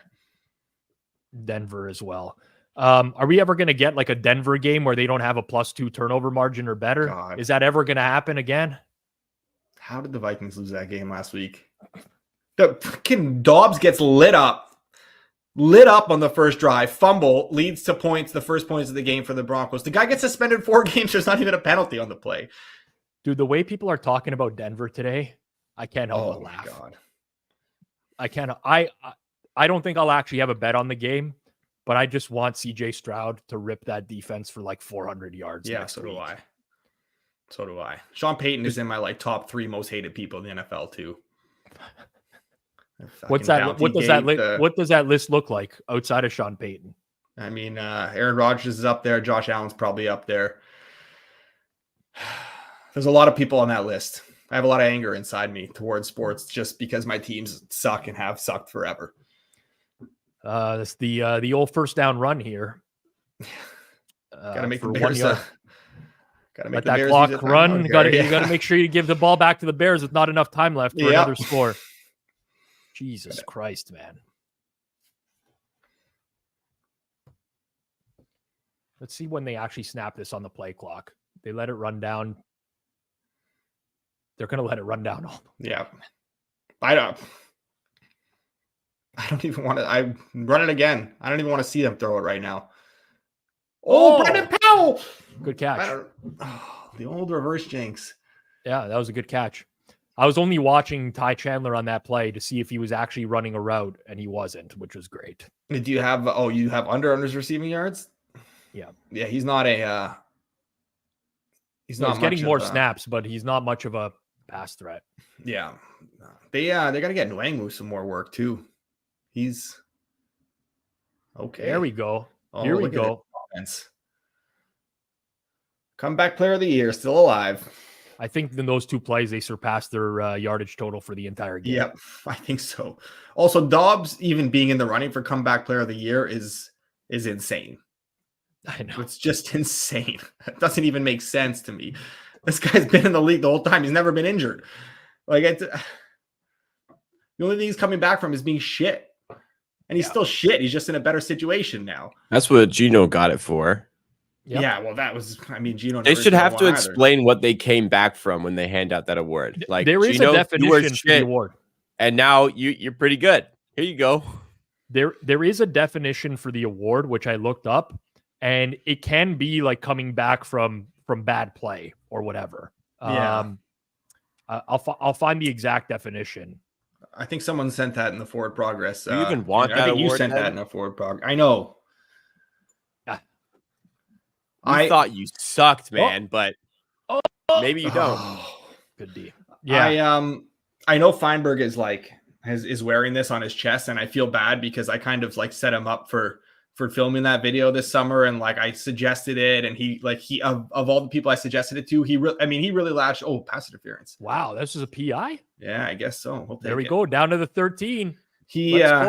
He really latched onto it. So, and then, we talked about it. We talked about how he was going to, talk about things in his video and stuff. So like, he's like not getting shit on, but he's getting the brunt of this Hamlin stuff. I am like, the reason I suggested it is because I think it's insane for this guy to win comeback player of the year. Well, Feinberg, to be fair, is like doubling, tripling, quadrupling down. As he should, man. I mean, he messages me before every one of these things too. Well, we've talked about it like at length. Nothing against Hamlin. Obviously, like terrible what happened. Like amazing that he's here, he's back, and but like this guy probably, if we're being honest, if that didn't happen last year and like it was just a normal season for him, probably doesn't make the team this year. Right. Can't even get on the field. God's name He did die, right and then now. Yes, he did play die. football. Yes, He did die. Does this mean Kanish is eligible for comeback gambler of the year? Well, the thing is, you actually have to come back. Like you can't just be shit forever. Shit forever does not get the job done. Yeah, it's just basically like you have to come back from adversity, and that could also be like poor play, basically. Okay. It's very nebulous in terms of what the interpretation of this could be. I mean, like, the Bills have been... Could be like a yellow-shirted friend and have the whole market cornered and don't have to worry about anything. Yeah, intentional grounding. I was wondering what the fuck he was doing. He didn't get it back to the line of scrimmage, right? He just went... Yeah. Uh-oh. Moretto, the kid's crying. Yeah, man. yeah. You're fucked, man. I'm on the clock. I can't help. Can't do anything. Message to the wife. I'm on air for another 2 more hours. It's all yours. I'm gonna tell her 4 more hours. Never mind. I go have a couple beers in the backyard. Oh man.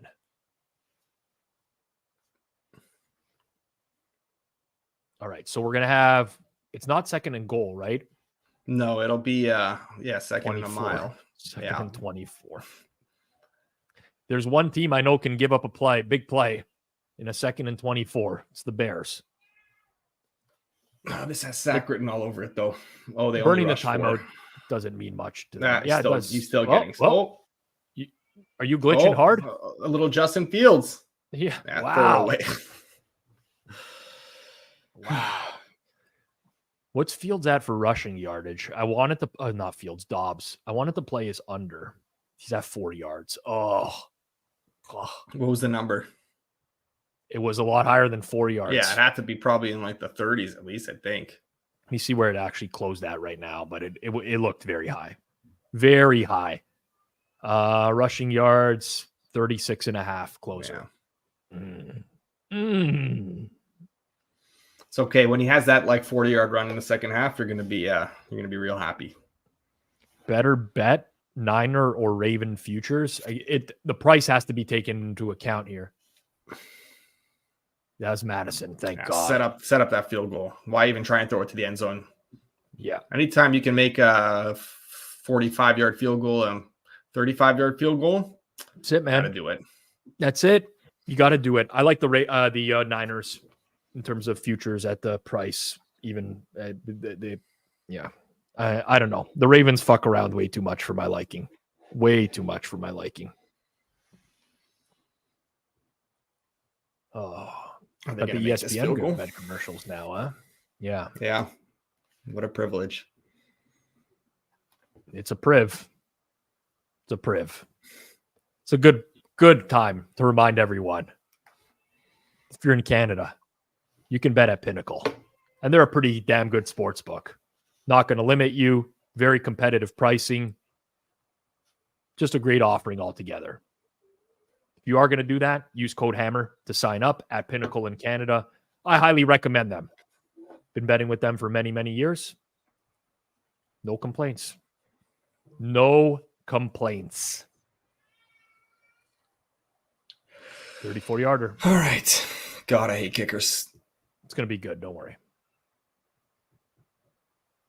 Oof. We got a nail biter. 3-3 at the half.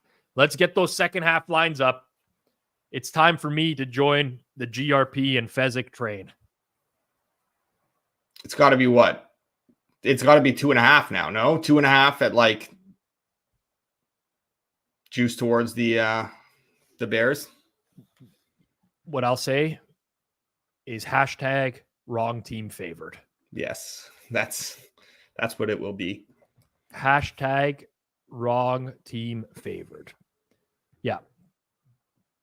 Minnie gets the ball to start the half, which means that Chicago will be up 10-3 after Minnesota's first drive because Dobbs is living on the edge. I will say, though, it could be just a bias and a hate for the Vikings clouding my judgment because they are -2 turnover margin and they've managed to get to the half tied. And they've gotten to the half tied because the Bears have basically like shot themselves in the foot at like crucial times and just moronic stuff from the Bears on offense. But that's not going to stop, right? That's just what the Bears are. Hey, man, those first touchdown scores are still live too. Yeah. That's no touchdown is live too. Yeah. Yeah. Well, I don't think there's a good bet to be made here, to be completely honest with anyone. 2.5 minus 115. Is that what we're seeing? Yeah. Wow. This is the live market, but it's the exact same thing. Right. For the second half number. So second half total be 20 as well. We're not ripping anything, unfortunately, people. Anthony, the only thing I'm going to rip right here is this pen.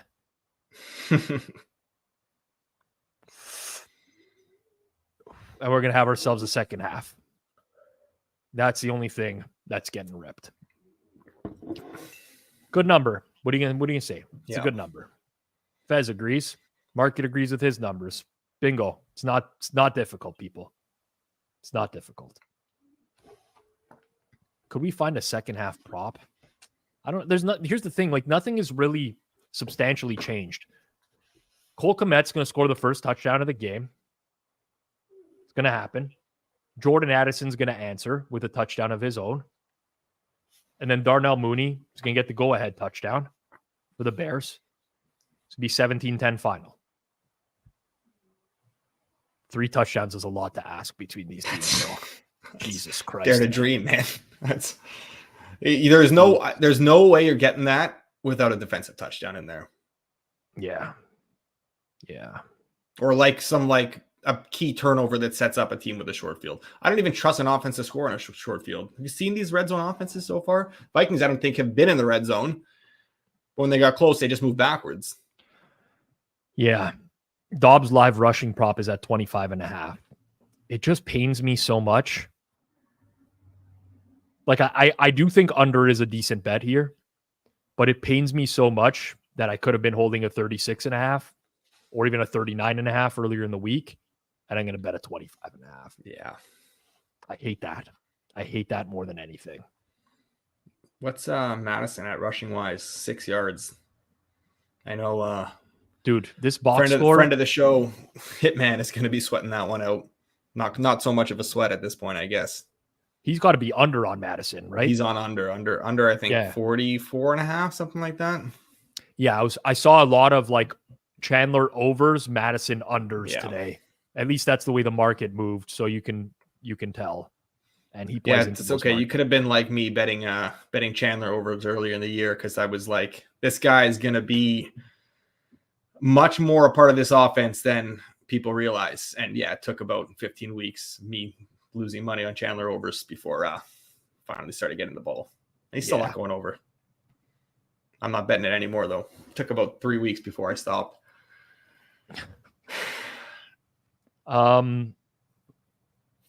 Okay, like what money line price would you need to bet the Bears? So I don't know, like off the top of my head, if I had to give like a probability of the Bears winning the game, 42.5%. This is not any sophistication or anything like that. What's 42.5% implied to money line? Plus 135. Where's the market at right now? Yeah, I guess I'd need more than plus 135. If you can get it, that's the price. What price would you? I mean, I guess same question, but like, I couldn't bet the Vikings at like anything close to this. How could you bet them right now? This has been coming for a while, man. The offense has looked bad for a while. Last week too, it struggled. The offensive line has kind of struggled a little bit more now. They're not running the ball. Madison is a disaster, man. I ask myself how anyone could be a fan of this team, let alone bet them. You gotta hate yourself, you know. You gotta have a certain amount of. Oh man, I should have just followed my dad's footsteps and been a Dolphins fan. Apparently, finally would have been some good times. No, you don't want to be on the same side as G Stack. I mean, we're on the same side as cheering for injuries, so you know. Yeah. I mean, you guys do have, or I say you guys, but the Dolphins apparently have the best linebacker depth in the NFL, from what I understand. Jalen Phillips is out. You know, Emmanuel Ogbah, Van Ginkel. Yeah, my dad said Van Ginkel. When Jalen Phillips got hurt the other day. Oh, man. They're so, I don't know what it is about Dolphins fans. They are like delusional. The Dolphins are. I like the Dolphins, but like they like love the. It's like they're just like they have the little brother syndrome, where for some reason he goes, "Don't worry, Van Ginkel will take his spot." He played very well for 3 games when Phillip was out and had a bunch of plays and sacks. Like, okay, well there you go. I mean, Van Ginkel's fine. I mean, he's a 5th round pick. I think he went to Wisconsin. I'm pretty sure he went to Wisconsin. But Van Ginkel Chubb is like fine for outside linebackers, but like then you lose the depth. Like, it was great when Van Ginkel was coming in as like a depth player. Now he's thrust into a starter role. Guess what? Okay, you get Emmanuel Ogbah, Cameron Good. Like, you just don't have the same presence. Mm-hmm. So, whatever. It is what it is. Yeah, these Dolphins. I would love to see the Dolphins win. I would love to see them win. I don't know. I don't quite see their defense. I do actually kind of buy. Again, the Phillips injury sucks, but like I am buying into their defense. Like I think their defense was always going to be a lot better than what they showed early, just because of all the injuries they had. I can get behind the Dolphins. Like they're a team that I have no issue rooting for. I feel like no Dolphins fans have ever done like, I don't know Dolphins fans. That's part of it, I guess. Until G Stack. I don't know of anyone who cheers for the Dolphins in my inner community. So It makes it that much easier. Yeah. I'm surprised because like as an Italian Woodbridge, like it's like Marino was like, I mean, my whole family are Dolphins fans. I don't know how I didn't become a Dolphins fan, but like they all just love Marino. They still all talk about Marino. There's Marino posters in everyone's house. Yeah. And I don't know. I'm surprised. Hey, Marino was in one of my favorite movies ever, man. God, the replay of the Patriots kick right now. I forgot this even happened. Jesus Christ, man. Jesus Christ. Speaking of disgusting, I get this message from Matt Albert right now. God, my brightness is super high on my phone. It's okay. My camera's blurry for some reason. How did my name come up in this video tonight? LMAO. Everything gets back to Albert, man. One way or another, this guy doesn't miss anything, man. He was like, who was the guy in Game of Thrones that had the Varys? He was Varys, the spider. He's got all, here's everything, Albert. Can't say his name on anything without it getting back to him somehow. I don't know what he's got going on. I feel bad for Albert because right now he's in like the most insanely bad run. Like days that he's not on edge work, he'll still like we'll talk about what he's on and stuff. Man, the guy cannot catch a break right now, and it's like it's brutal. The edge work ROI is doing well in the season. If Albert wasn't on the show right now, it would be maybe double what it is. Yeah. I feel bad. I mean, he's not making bad bets. He's just like at the end of the day, people on Forward Progress can relate, right? We have Hitman on the Best Bet show on Wednesdays. I mean, it's not just him. Most of the best bets have been trash. Hell, we brought on fucking producer Jason last week to give a pick, and he won. He's doing better than everyone else out there. Albert Hitman. On Yamada over sacks or what? I'm so scared. I'm recording with Eager on Wednesday morning. I don't care if I lose. I honestly don't care to lose to Eager. He's great. He's the rightful favorite. But like, I want to just put in a good showing. That's all that really matters to me. It's all that matters to me. Jacob's going to do he's going to spin the wheel for the quizzes and whatever. God, I'm hoping for a fantasy quiz. Can I tell you? That'll level the playing field. That'll level it a little bit more because I was consumed by fantasy for 20 years of my life. So if we get a fantasy quiz, we got possibilities. You watched the one with me and Cleve. Yeah. Yeah, and there was a fantasy one. Yeah. When you first saw the names that came up before you watched our quiz, honest impressions, did you not think quarterbacks would be a lot higher on that list than they were? I did. That threw me for a loop. But I also watched like this week, G-Stack and Jeff this week. Mm-hmm. What they got like a catch rate one. Yeah. Dude, I would have. Yeah, I would have been toast. And I would have been amazing at that. Like my first instinct, right? As soon as I saw the board, I'm like, you got to pick the running backs. Yeah, it's true. Anquan Bolden, Yeah. I can't wait. So Rob, I just looked up. There are 4 fantasy quizzes that could show up on your quiz. Out of how many?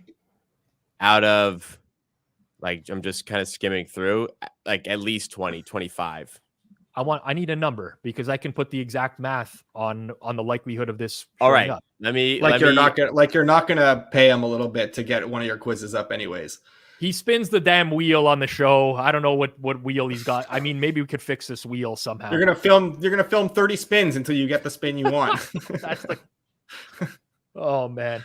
One way or another, I love the cheating accusations. 30 quizzes. So 26 out of 30 times 26 out of 30, right? In terms of not getting that quiz, and then you subtract 1. If I remember my like high school probability, Probably 26, 30, then it'd be 25 out of 29. Oh, good. Oh yeah, because you're removing that one. You don't film them both beforehand. How does it work? I need to know the exact situation. Either way, it's about a 25% chance. I get a 25% chance. So if anybody wants the video file of myself doing the wheel spin, I do it all in one take. And if it's ever asked for, it's available. No one's going to question your integrity. Of course. No one's going to question your integrity unless I lose, in which case your integrity If somebody will be did, I have the full file on hand. That's all I'm saying. We're not releasing the full files of this shit. We're doing like an internet trivia. Listen, I have to do it anyway, so I may as well just record it in case that ever comes up. I can assure you, no one believes Jacob that there's any integrity issues with the wheel that spins to pick the quizzes. You're okay, man. You don't have to release this to the public. It's fine. It's fine. The only integrity issues are Cleve hiding behind the Cleve. I don't know I heard some stuff. We have his address. I'm gonna send him a mask, a Nacho Libre mask. He's gonna be on camera for the George one. Yeah. He's gonna be on camera. I'm gonna see his hands. His hands are gonna be up the whole time. I don't even care about the hand. Like, you can clearly tell when someone is typing anyways on a thing. Just show your goddamn face, Cleve. I know you got a day job. I know you don't want the people to know what you're up to in the betting space. I get it. But you want to talk about integrity? Put a bag over your head, man. Hey, Browns fans have been known to do that. So we saw GRP wins did it. Instead of wearing a mask, instead of wearing a COVID mask. Some of these would be tough to cheat, though. Some of these would be tough to cheat. Like the more obscure questions, I feel like it wouldn't be that easy. Dude, to do it on the spot too. Where you can find it'd be so hard. I tried to Google after the fantasy, like after the Cleve That's one. what I'm I tried saying. to Google the list of fantasy Oh, that's a big one for Madison. And Hitman sweating already now. Oh yeah, If I tried to Google the list of like top fantasy PPR, whatever, I couldn't even find lists, man. I couldn't even find lists for that. I don't even know where Draft Party compiled. Yeah, I was gonna for say, all I know, they made it up. I was gonna say For there all I is a know, it's a list made-up because list. they found it and made the quiz. So well, you could just take data over the course of a year, upload it into. I don't even know how they make their quizzes. I have no idea. But yeah, I'm with you guys. Like it's impossible for some of these on the spot to figure it out. Like the one I got with Johnny, well, it was something to do with like teams that had like 100-yard. Oh, like unique 100-yard rushers. Yeah, something like that. I don't remember what it was. Or unique starting quarterbacks, was it? Yeah. Like we've seen ones before where it's like the college they attended, right? Moretto, you got one of those before, right? Yeah. Like how the fuck are you going to find that in real time? You can't. Exactly. You can't. It's impossible. You can't. So, I'm sure there's a couple. There's definitely a couple you could cheat for. But like the odds of you getting those like quizzes anyways, and then being ready to and then like being on and then typing while you're on camera, like it's just not gonna happen. Yeah. Well, the one that G-Stack and Jeff got as their first one last week, which was the MVPs, Super Bowl MVPs in order. That's an easy one you could pull up. That you could do, but also like the viewers, you see at the same time as the people on the quiz. Like only I know it beforehand, so like they'd have to look it up. It'd be difficult to look it up. Like even without a camera, you'd probably hear it. Right. Yeah. I was bound to lose to Cleve anyways. It was a prime letdown spot after beating your rival. You go on the road to take on the I did a lot seed. better against TA than you did. Yeah. Well, it's going to be the revenge game. My next one week. against Kanish, I'm pretty sure like all my guesses were top 6 or 7 on the board in all 3 quizzes. You just wanted it more, man. I just wanted it more. And Dobbs then going, where's he going? After that, nothing else mattered. Well, 4th down coming. Punt incoming. Punt incoming. This is a good time to remind people of what we're starting here on Thursday night. Hammer's teaming up with Locker. You can follow the link. It's pinned in the chat. www.locker.bet. What this is, product that's not live yet. It's in beta. We're testing it out. You can compete against me. You can compete against producer Zach, who's going to be with us here on Thursday night as well. So download the Locker beta app from the link provided. You'll get an email with a link. If you're on iPhone, join the free Seahawks at Cowboys contest.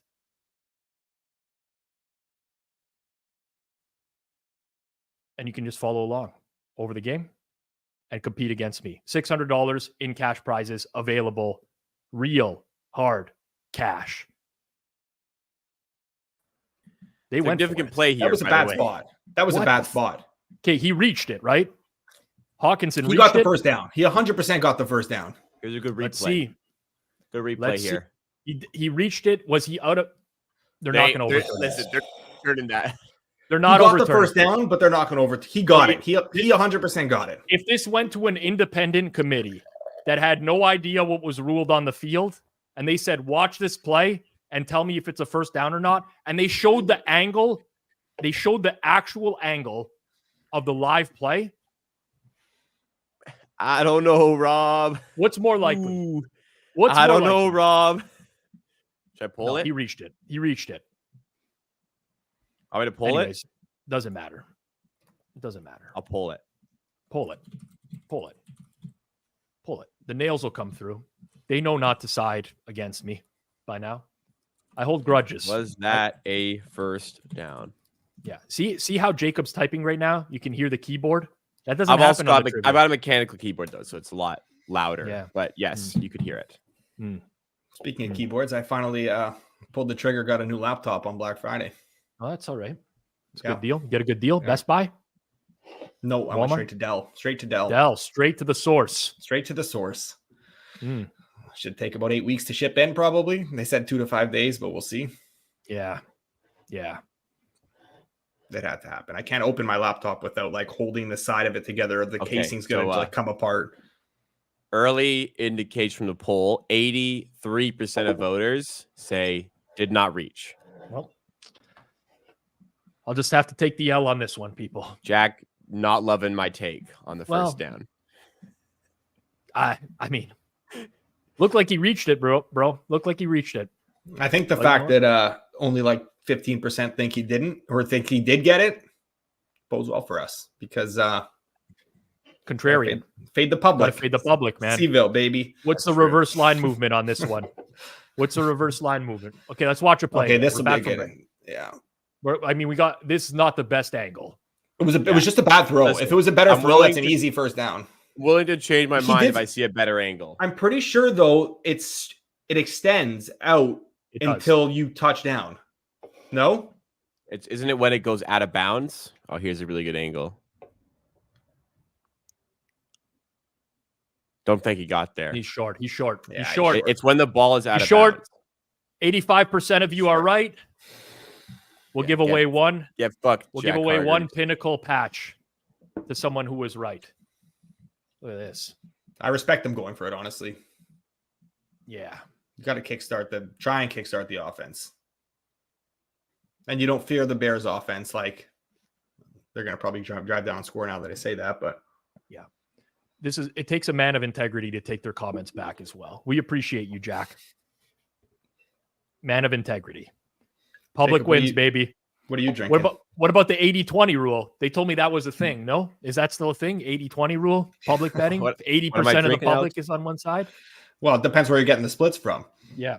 How yeah. I mean, every place reports different numbers. Here's today's selection, Alex. Now, I love that. Great Lakes. Great Lakes. I love that. Octopus wants to fight. Which one? is that? But it's Octopus wants to fight. But at American Thanksgiving, they make it a New England style Octopus wants to fight, which is so they piss in the can. In my opinion. Well, I hate everything about New England, Boston, except for New England style beers. This is my favorite beer in the world. It comes out once a year.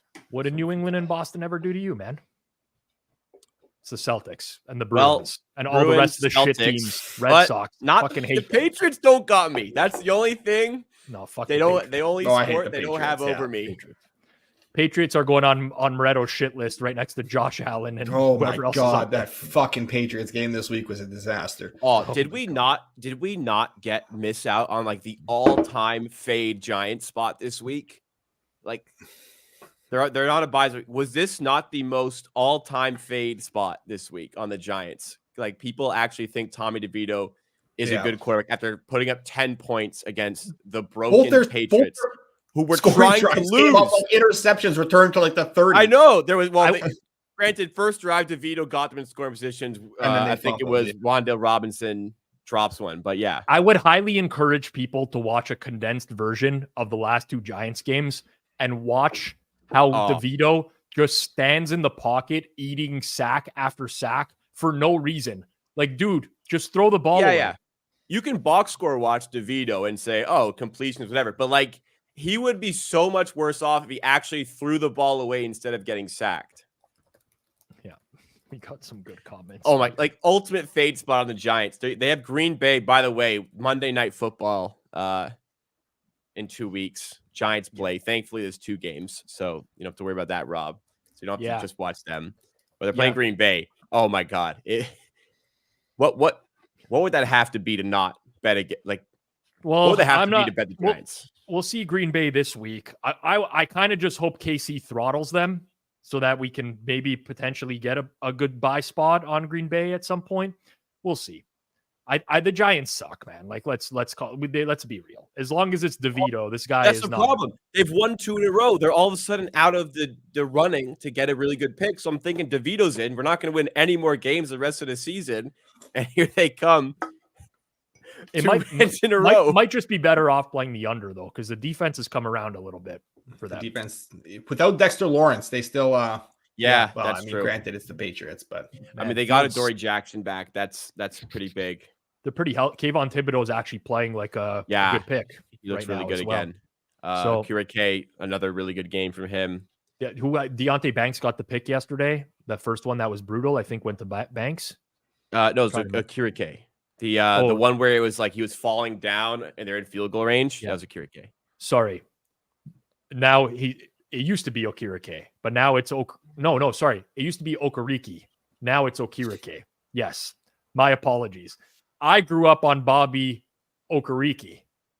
But then I guess after like 5 years, somebody said, no, it's Okirike. Okay.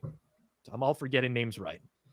That's right, Herbert's first carry in like ages. What did he do to fall out of favor with this team so much? He was playing great before he got hurt, and then he came back and like. Yeah. But I love Khalil Herbert. Like, I actually think he's the most underrated running back in the league. Yeah. I really, really believe that. 2nd and 8 here. DJ, they're running all these screen passes, and like the Vikings know what's coming every time. At least Fields didn't throw that one. At least he pumped that time. He did pump. If he didn't pump, yeah. Fuck, man. All right, let's see what we got going here. There's 2 running backs that Deonta Foreman and Gus Edwards. I feel like guys who every time they get a chance are fantastic. Mm-hmm. And like, no matter what happens, they just always like fall out of favor. Like Gus Edwards now lose. Okay, I get Mitchell looks good, but like Gus Edwards is great. He did nothing to lose his job, and he just always falls out of favor. Deonta Foreman can never find a team every offseason. Yeah. This guy comes in midway through the year every year, and he's fantastic. It doesn't make sense. Dude, enough with the screens. I cannot. I don't even know what's happening here. I don't know. Like I've like it's almost like I don't know what I'm watching. It's not real life. I'll tell you that. Luke Getsy, this guy is a bozo. Like how many? Like Minnesota knows what's. They're playing. At it literally never works. It literally never works, and they're running the same play over and over. I don't get it. I want them to miss just for the sake of them missing. They won't miss, though. I wish I could. I guess you can bet the field goal somewhere, right? Yeah, down the pipe. Yeah. That's this locker stuff, right? Outcome of each drive. Yeah, I used to. It's not only that. It's actually way more interesting than that. I've undersold the locker stuff because I'm a horrible salesperson. I'm just going to call it out for what it is.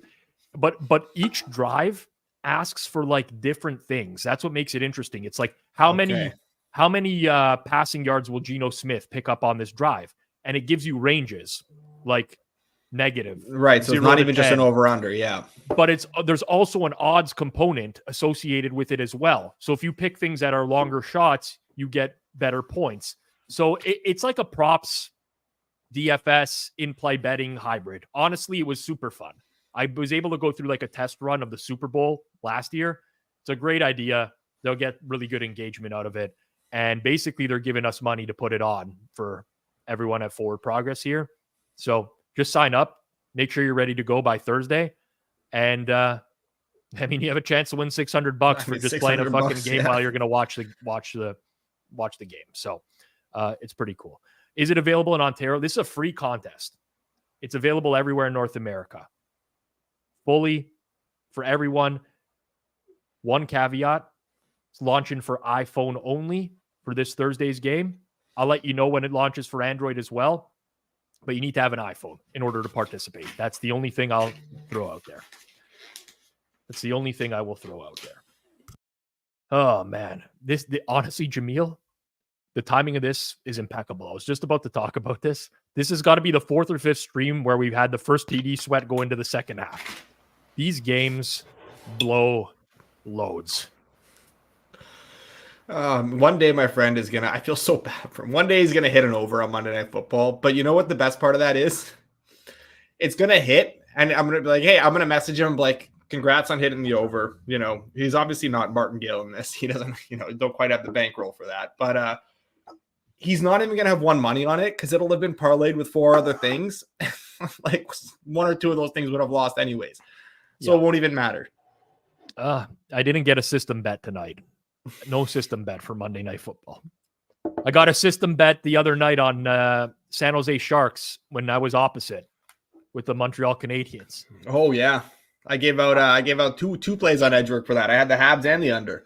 Dude, I'm on an incredible run on Sharks games. I think I've got the Sharks games correct for like the last 8 or 9 games, and I've had it's been Sides or totals or sides, both? Sides, but mostly sides. mostly sides. I went on a run of betting Sharks unders, and I lost like 4 in a row before I stopped for a little bit, and then I hit a couple, and now I'm back on them. Yeah. They should be an under team. Like, I mean, my what are the Sharks at for points right now? I got to not as many as my Predators. We're back, Davis, baby. Jeff Davis was laughing up a storm on my San Jose Sharks over points ticket, 59.5. Now he's sweating that they're at 10 points. I'm looking good in the futures markets there. I'm looking good so far. Although it's really early. Yeah. Okay, what's the Sharks play tonight? I didn't check our hockey tonight, but let's see. Let's see if I got anything. If I do have a Sharks play tonight, I will throw it out there. I almost never do this. Did you play anything in the Sharks game? I did not. I was leaning towards the under, but I didn't actually play the under today. I wanted to, but I mean, there's still time, I guess. I still what's the number out here? Ooh, it's down to 5.5. So I would have got some nice CLV on that, and I bitched out. There was like under 6 at like kind of flat or minus 110 between that kind of range this morning when I would have bet it, and I just didn't pull the trigger. Now we're at 5.5 and minus 101 on Penny. Yeah, that's tough. That's tough. I'm fair value Washington minus 209. So I guess I'm like leaning towards San Jose, but that's not enough of a play. Not enough. Not on the dog, at least. No. Madison is like picking. Madison has 5 carries. And he's got Madison. This is poor hit, man. This is like the most under of every player prop of all time in this game. And the one that he played the under on in Madison, he's over. Unreal, man. You're running bad. I play into everything when it comes to hockey. Money line, puck line, totals, alternates. I'll play it all. I've been playing some Sharks minus 1.5s recently, believe it or not. The old alternate puck line. Sharks minus 1.5. We've had some fun with those on the Tuesday show. Play those parlay 2 big dogs at minus 1.5 each. Nothing like lighting money on fire on a Tuesday. Gotta love it, man. Gotta love it. Just like this screen game. That was the Ty Chandler. Yes. Yeah. Can you guys, little trivia on the spot. Can you guys name the last NFL game that contained no touchdowns for either team? Was it this year? Can you give me a clue? Was not this year. That's your first clue. Second clue is this game has a lot of relevance if you are an avid NFL bettor. You clearly remember this game when I bring it up. Yeah, I'm trying to think of it. Fuck. You'll clearly remember this game as a bettor for how it finished. I don't even think I'm close to it right now, though. Oh, that's a first down. Oh, he dropped it. Oh my God. Are they gonna the rep is fucking out of this guy has no idea what's going on, man. How do you run in and say it's a catch and then you see the ball out 5 seconds later and you say no? Like, oh my God. Watching these guys is too much, man.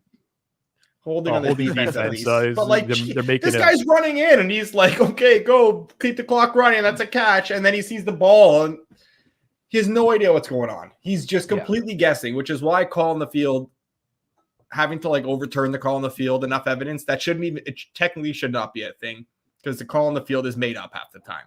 Yeah, I mean, I mean, I don't know, man. What do you want? Did you see that? Man, like, okay. Another screen to the fullback. So chat is going heavy on Denver Colts. That primetime game was not that game. It happened. I remember that game very clearly. I remember that game. My short-term memory is so bad. Okay. Don't give it away yet. The very last play of the game had significance towards a bet. However, it had no significance towards the game. and it caused a big debate to stir up online. So somebody should have it off that. When I say it, you'll be like, "Oh my goodness!" Oh, so we'll get chatting. It was the Jets last year, the last game of the season. Dolphins, right? Because Dolphins Jets week 18. Oh, 11-6 on the last play of the game. Yes. That red zone did not And they show just the went to outcome of. They didn't show it. It didn't matter because it was a 5-point game or a 3-point game, but the spread did have significance that people wanted to see. That was the last. Sam got it and so did Vinny in the chat. I remember it so clearly because I was so. I mean, I actually really like Scott Hansen. And what a legend I think for the for the fire alarm this week, dude didn't want to leave the building. I'm gonna stick it out here with you guys. I know how much you guys want your, like did the fire alarm went off in red zone? Yes, that's tough. I got it. That was he a Chandler went nowhere. catch. He went nowhere. That was a Chandler. What do you have on Chandler? Under 1.5 receptions. Ooh, it's all Yeah. right. It's tough. I don't watch red. I hate red zone. I do my own red zone. I flip through games that I want to watch when I want to watch them. You know how many times there's a game where like they'll spend so much time on a game that I have no money on, no fantasy. No, I don't give a shit about the teams, and they're focused in on that game half the time. I'm like, why am I watching this? I don't want to watch. You know how many times I'm plastered or hungover on a Sunday? You think I want to do that to myself? Just came off a pizza buffet stream. Oh my god, man! People don't ask. Oh my god! Knock it down, you goof. That's as good as a punt. That's as good as a punt. Knock it down. I need to play for the stats. Who is that? TJ Alex, do you have an Apple TV? I do. So you do the quad box yourself? So, okay. So this is what I do. If the Vikings are on at 1 o'clock, I have the Vikings on TV. And I have my laptop where I'll just switch through different games on the Zone, or Five has their, Five any place where you can watch games on there. I'll do that. If it's, I'm dropping out to get a beer. I'll be back in 1 second. Yeah.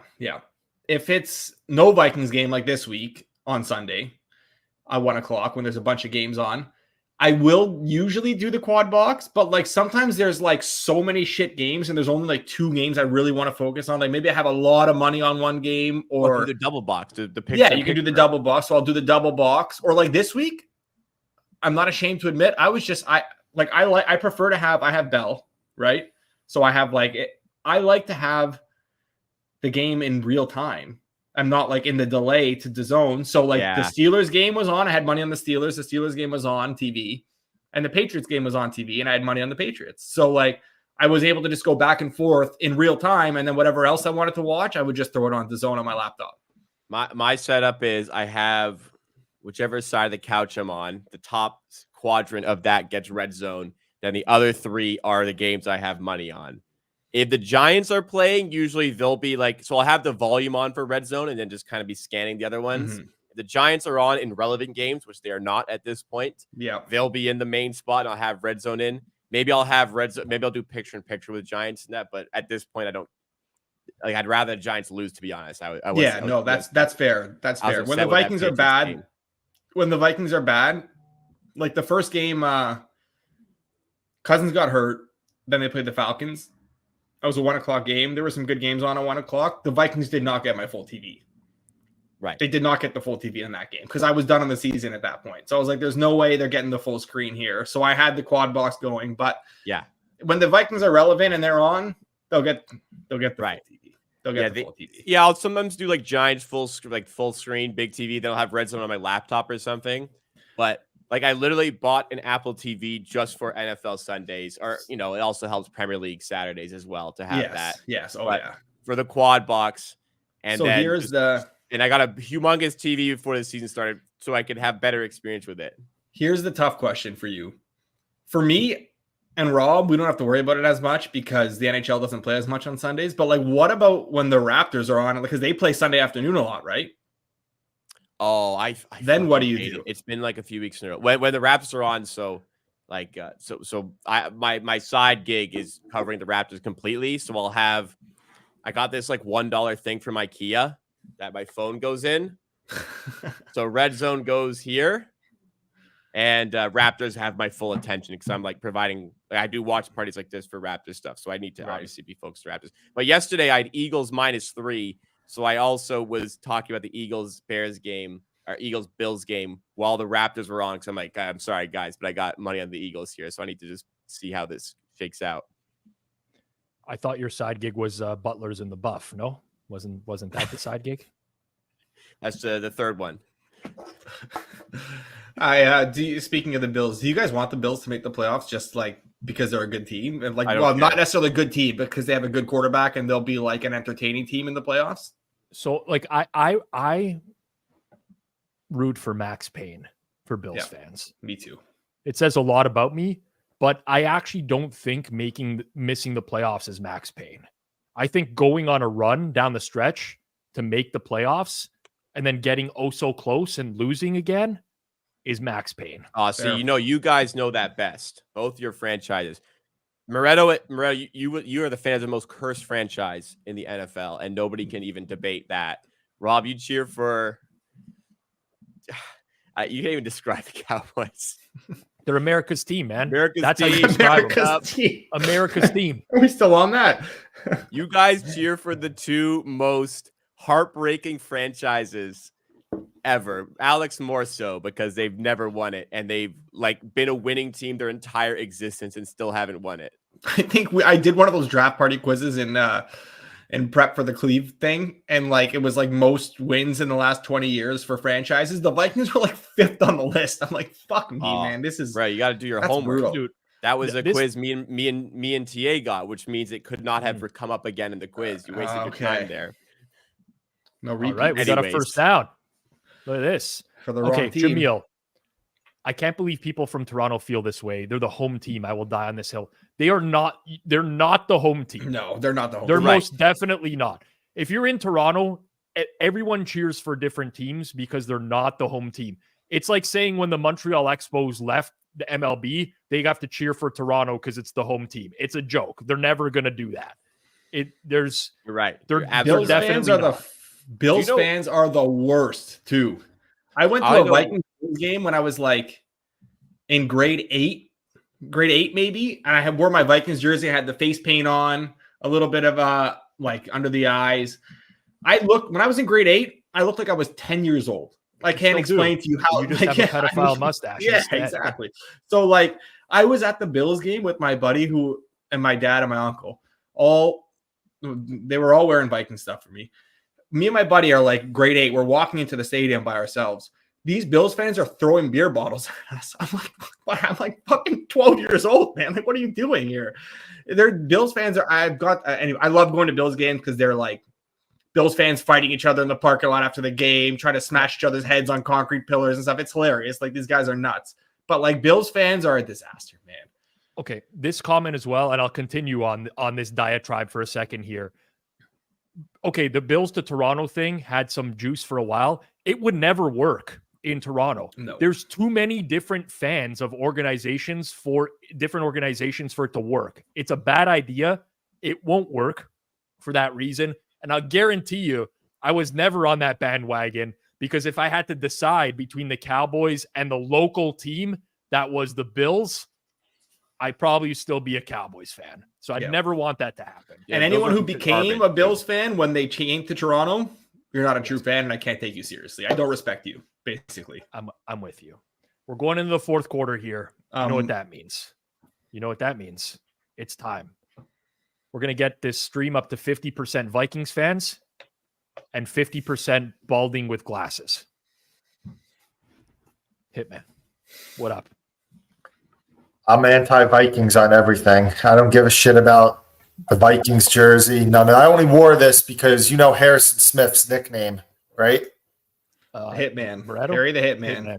Harry the Hitman. Exactly. So I'm representing all the fellow hitmen, Harrison Smith, myself, the Canadians with the Brett Hitman Hart. There you go. So okay, yeah, I have to talk to you though. Stuff. Immediately, I have to get your reaction on the Madison Thunders. It's. Can I curse? Yeah, of course you can. Fucking bullshit. Oh 5 6 fucking carries. carries for the least efficient running back in the league. I mean, I do have some under 12.5 carries, but I'm going to lose more than I'm going to win. A lot more than I'm going to win. I bet a lot of money on Alexander Madison unders. I think 90% of player props in this game are going under too. You know what, Hitman? Maybe if you spent less time on the golf course today, you could have saw this coming. You know what's funny is I play on Saturday. One of my good friend came back for Thanksgiving, and he's a betting partner of mine, and he's like my competitive golf guy. And Saturday, I'm usually in AC for like 6-7 hours, and I was only there for like 2-3 hours because we played 27 together on Saturday, and I ended up having, I think, my best prop week of the year. So maybe more golf is the solution. Maybe is 27 like some weird version of a 69? No, it's 27 holes, Rob. I got it. Sounds Fourth worse, down. Man, we're in the fourth quarter and first TD still alive here. This is too much. We got maximum cheering tonight. Yeah, I bet I got some Chicago 3.5 pre-flop, and I bet Chicago +3 at halftime. I had to lay more juice on it. Yeah. At Circa, but big 55-yarder coming in here. I will say yes. I'm going to say he hits it. If he hits this, the game's done. It's going to hit it. Oh, yeah. Right down the pipe. For once, I'm synced up with you. Right down the pipe. Cairo Santos. Let's go. Let's go. They did say there was another content creator that said the Vikings were the sharp side, and the sharp sides have been losing. So we could have seen this coming. The sharp side wasn't the Bears at 3.5 when it closed 3. The sharp side was Minnesota -3, closed 3. Dude, I know exactly what you're talking about. I'm not in the biz. I don't want to pick fights or anything like that. But what was even worse was that she pointed out a couple games from yesterday being the sharp side as well. The Bills were the sharp side yesterday. Yes. And they covered at the sharp number. They covered at 3.5. And the Chargers. You want to know something funny? The Chargers, Herbert got hurt. And I'm just betting as much Baltimore as I can. I'm like, all right, I can just dump this if he comes back or whatever. I end up getting a pretty good amount down on Baltimore, 7.5 plus money and 6.5, like -125. Herbert comes back in. I end up getting nothing back on it. So I'm just sitting there with this terrible bet. And sometimes, I'm bitching about the Madison thing, and I won that live bet yesterday. So, I mean. Yep. What are you going to do? It happens. I saw Kyle Trask warming up, coming into the game. Yeah. And I was just mashing Colts as much as I possibly could. And then, of course, Baker comes right back into the game. I'm like, here we go. Let's live with a 3 times position on this game for no reason. Yeah. But sometimes you just get lucky with stuff. It works out. It works out. Is it just me or are the Colts? Are the Colts actually a little bit like intriguing with that offense right now with Pittman and Downs healthy?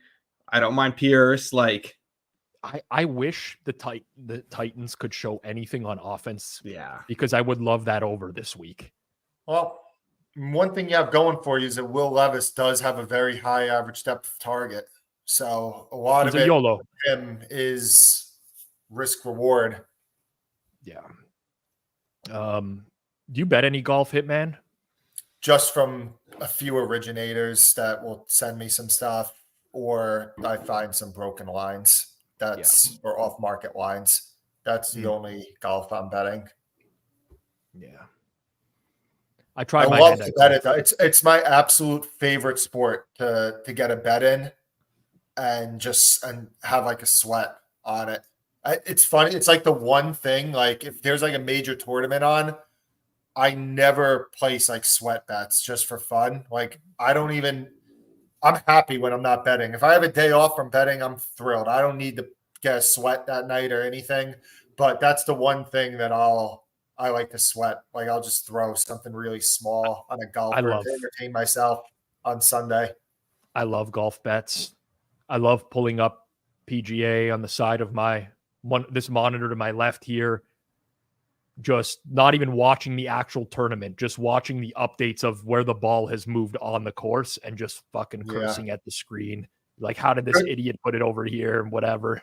A good golf bet story is I went to the match at the Wynn when Kelsey and Mahomes faced off against Curry and Thompson.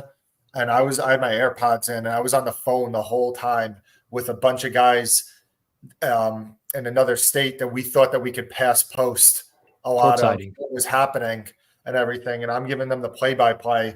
And we were able to get like some really good bets in and everything. And we ended up getting absolutely slaughtered, which is, I guess, is my karma. Like, you know, we'd get on the green and say, all right, well, bet this. And the other, someone has a crazy chip. And the guys that aren't professional golfers are 3-putting from 30 feet out. There's definitely, I can see some live accounts that are definitely doing some like weird court-siding stuff. It's still happening, not like on everything basically nowadays, where I'm sure there's people at games and what it's just like to each their own. I honestly don't care how anyone earns money as long as it's like not really harming other people in the process. But that keeping up that racket is like so impossible, man. Like it's just burning accounts everywhere. You need to be able to replenish. I'll tell you what, like I know people that have hit stuff like on a guy to score a touchdown, like a live first touchdown market. Or something. Like I know people that have like made it worth it to churn and burn. You know? Well, of course. I mean, if you're able to accomplish that, to each their own. To each their own. Every time Ty Chandler's in the game, I'm sweating here. He's got the rooting for Madison to get in. How many combo yards does Madison have? Madison's got 46 rushing, 57 total. Ooh. What do you have? What was his rushing receiving? 60.5. I have under like 45.5, 44.5 rush, and I have 12.5 carries, which is a lock. So they're not going to run much. If they can get him in for one carry, I can see him. He can lose 3 yards pretty easily. Sucks. He's brutal. He's awful. I can't watch him anymore. I hate him. Oh, is that good? Yeah, it's a first. Yeah. Got the ref coming in, calling for the chains to move right away. Yeah. Yeah, I was a season ticket holder for the our New Jersey XFL team like 4 years ago. Did you actually go to all the games or Yeah, I went to it. God. Oh my God. Well, what's gonna happen? Wow. We got 2 You guys are a on few seconds out of me. Oh my God, that is too good, man. Oh God. Remember when Josh Dobbs? This is like, like all year we were saying with the Vikings, like the turnover, but it was like fluky turnovers. This is like, no, Vikings suck turnovers. Yeah. Tonight, yeah. This is your quarterback was a backup and who was he cut? Which roster was he cut from? Cleveland, right? Cleveland. He was traded from Cleveland to Arizona. Yeah. He was literally, they got rid of him to keep DTR and PJ Walker around. Think about that. But do you think they would rather have Dobbs right now? Yeah, but I do. I think Dobbs is an upgrade to those guys. Yeah. Didn't the Steelers have him? I thought they cut him. Cleveland this week. He was on the Steelers at one point. Yeah, he's been a journeyman, man. He's been on everyone at one point. Yeah. He had the Tennessee start late last year. Oh! And then the fucking Bears fumble and we can't get it back. Goddamn, I hate this team so much. No, that's good, Alex. No, I'm invested again, man. They pulled me back in because they can't get This is what they do, Alex. They pull you in. Just when you thought you were out, they pull you back in for this. Can we get a Cole Kmet TD, man? Cole Kmet TD, and that's it. I can sign off for the night. Fibula, Cole Kmet. So does G-Stack probably. If Well, G-Stack I take my G-Stack has the Bears tonight, so he's loving this. Yeah. All right. Why did I not bet Roshan over? It's Roshan Johnson's second half over was like 12.5 rushing yards, and he was getting all the snaps. And I'm on the phone with my guy, and we're breaking it down, and he was the one pushing for it, and I was the one like, yeah, I don't know. Ended up not playing it. It was an amazing play. Why do they hate Khalil Herbert? I don't understand it. I don't know. I mean, running backs are just, it's not like he has a ton of draft capital. He has a similar draft capital invested into him that Roshan had. True.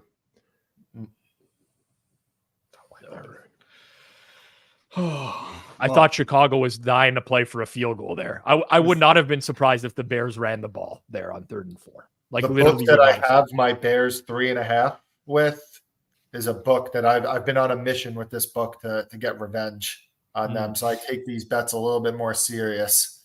Yes, I get it. We all have that one. I'm not allowed to be at, but yeah, Kanishi PPH.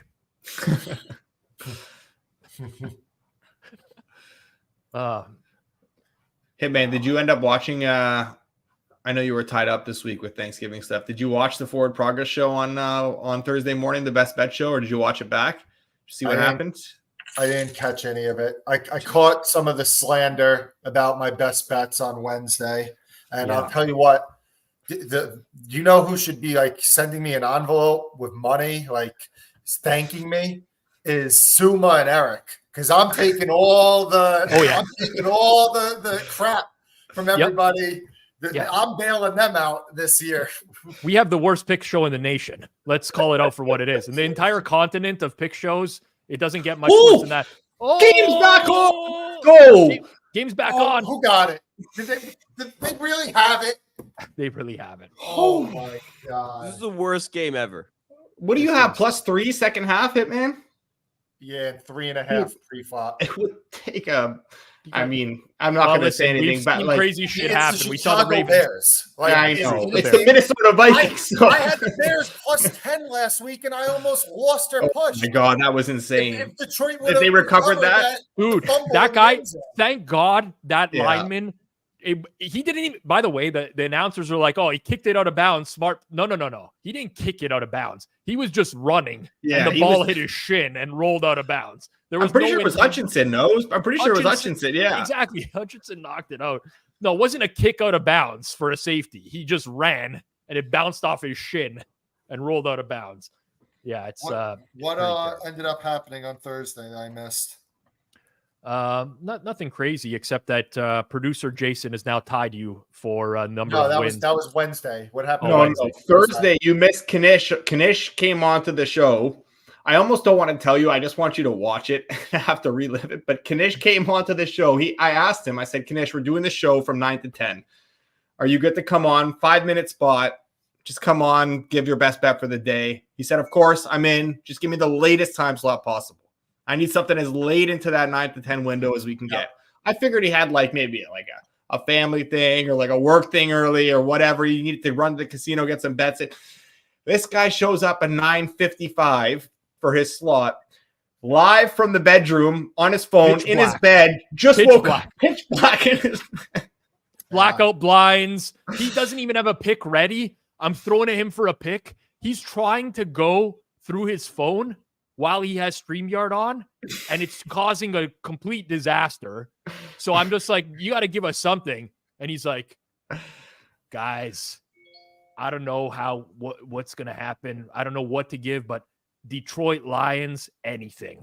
I don't care how you want to play them. First quarter, first half, money line, teasers, full game, every futures, whatever. Just Detroit Lions are killing the Green Bay Packers today. You know, he's going into his full rant, and of course we know how that ended up.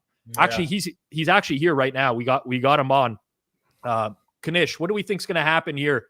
The rest of the game, Bears Vikings. What's going to happen for the remainder of this game? I don't know, my friend. Well, doesn't know. I mean, Is there any other word to use other than the word embarrassing? He's embarrassing. He honestly, we need him. He does views. People seem to like his shtick. I don't know why. But for the rest of us at the Hammer, it is kind of embarrassing to be associated with him. Is it not? Yeah. It's tough. Oh, Madison. Let's go to Madison Moss. He was lose dying yards. to lose, Lose he was dying yards. to lose yards. Did he lose yards? No gain. No gain. Yeah. Officially a no gain. He was dying to, though. He was dying to lose a yard. They just couldn't tackle him. You know what? This would be a great time for him to go to the locker room to get some fluids, no? IV? Something like that? After he loses a few, maybe. Yeah. Give it to him again. They might, man, because why do you want Dobbs throwing right now? Give it to him again. No, I have Dobbs under rush yards, so he's going to go run. That's what You did play that. What number did you get? 39 and a half, 38 and a half, 37 and a half. I bet it at halftime at 26 and a half to go under. We were talking about that. FOMO right now. I got big FOMO. He's at 11 yards right now. Yeah. I have his under. I have under pass yards. I have a lot of unders in this game. Kyle brings up a good point here. You need a guy like Knish around that you could just dogpile on. You know, you need he takes like the let's watch this third down here. Oh, there we go. There we go. This is where every drive goes to die, though. So yeah, I'm not. We need. So. You know, it's funny because I have the Madison total yards. So and I'm winning that. Yes. So like, do I really? But I have more on the most on the rush yards. I gave the rush yards out on my service. So. Yep. Do I risk it? Do I just sign up for no more Madison carries right now? You're a good guy, Hitman, because the service stuff I know means a lot to you, and I'm in the same boat. Like, I just hate losing picks that I give out to other people. Yeah, it bothers me more than it bothers me a lot. Yeah. He's wide open. Oh my God! Did he step out of bounds? Is he? Oh my God! Did he even catch the ball? Oh my God! Oh my Lord! Oh my God, dude, we have Addison first TD. Oh my God. You cannot write this. You like my fucking God, there's man. Nobody. We have the 20 yards TD. of him. We have no one within 20 yards of this guy. Like Dobbs could literally throw a pop fly to him down the field. Who does Minnesota? Oh, they got bye next week. Yeah, they're on bye. Oh, great double move. Oh, my God. This guy fell over. Too. Like, I'm sick, man. Could have thrown it with his left fucking hand and had him. GRP is very happy right now. That positions was are surviving. Comeback player of the year, as if it wasn't over already. My goodness. I want you guys to let me know for the Wednesday show. Let's just assume that the lines stay playable. I bet 3 plays today. I bet Detroit. I bet Cleveland, and I bet Arizona. Which one should be the best bet? Let's take a vote. Did you listen to me on Forward Progress on Sunday night? It's an excellent. I said to everybody, it's an excellent show. It sounds very similar to what my card may have looked like there, Hitman. Detroit, Cleveland, and Arizona. I'm just fucking around. I listen. You like Cleveland, and you like Arizona. Detroit, you were neutral on. Sounded I like Arizona quite a bit. That's a nice one. I mean, everyone and their mother could have spotted the Arizona one. Yeah. That's you listen to Chernoff on the Simple Handicap. Said that line was ridiculous. Also, but Knish said on Hit the Books today. Powers said Lions have to be the play this week. Knish said. Who was Anzalone, I think, or something like someone was that linebacker. Alex Anzalone, Jesus. He said he's playing like a Pro Bowler. He's out. I'm nervous about it. What? So I think it was Anzalone. He said linebacker's out, playing like a Pro Bowler. I'm nervous about the -3.5. I think that means you have to pound the Lions. I think the Lions are the play now. The Knish is off the Lions. You need to be on the Lions. But Anzalone's not even hurt. There's no one on their defense that's hurt. There was no. I might have got the name wrong. But he said a linebacker. But there's nobody. Okay, like well there's then. actually nobody that is hurt on the Detroit defense that's not on IR. Like there's not a single injury for them. I don't know what the fuck he's talking about. They don't have I'm seeing there's nothing. I'm going through all the injury notes our guys compile now. There's not a single one. So I don't know. And if Alex Anzalone is changing your opinion on the NFL game, I don't know what to tell you. I don't know what to tell you. Oh, he missed practice. What practice? There's no practices. Was it Anzalone? I think there was Monday. You sure there wasn't Monday practice for the teams that played Thursday? Oh, fuck. I forgot it's No, it's not a Thursday No, game. they play Sunday. They play Sunday. Yeah. I'm looking this up. It's the Cowboys Seahawks that play Thursday.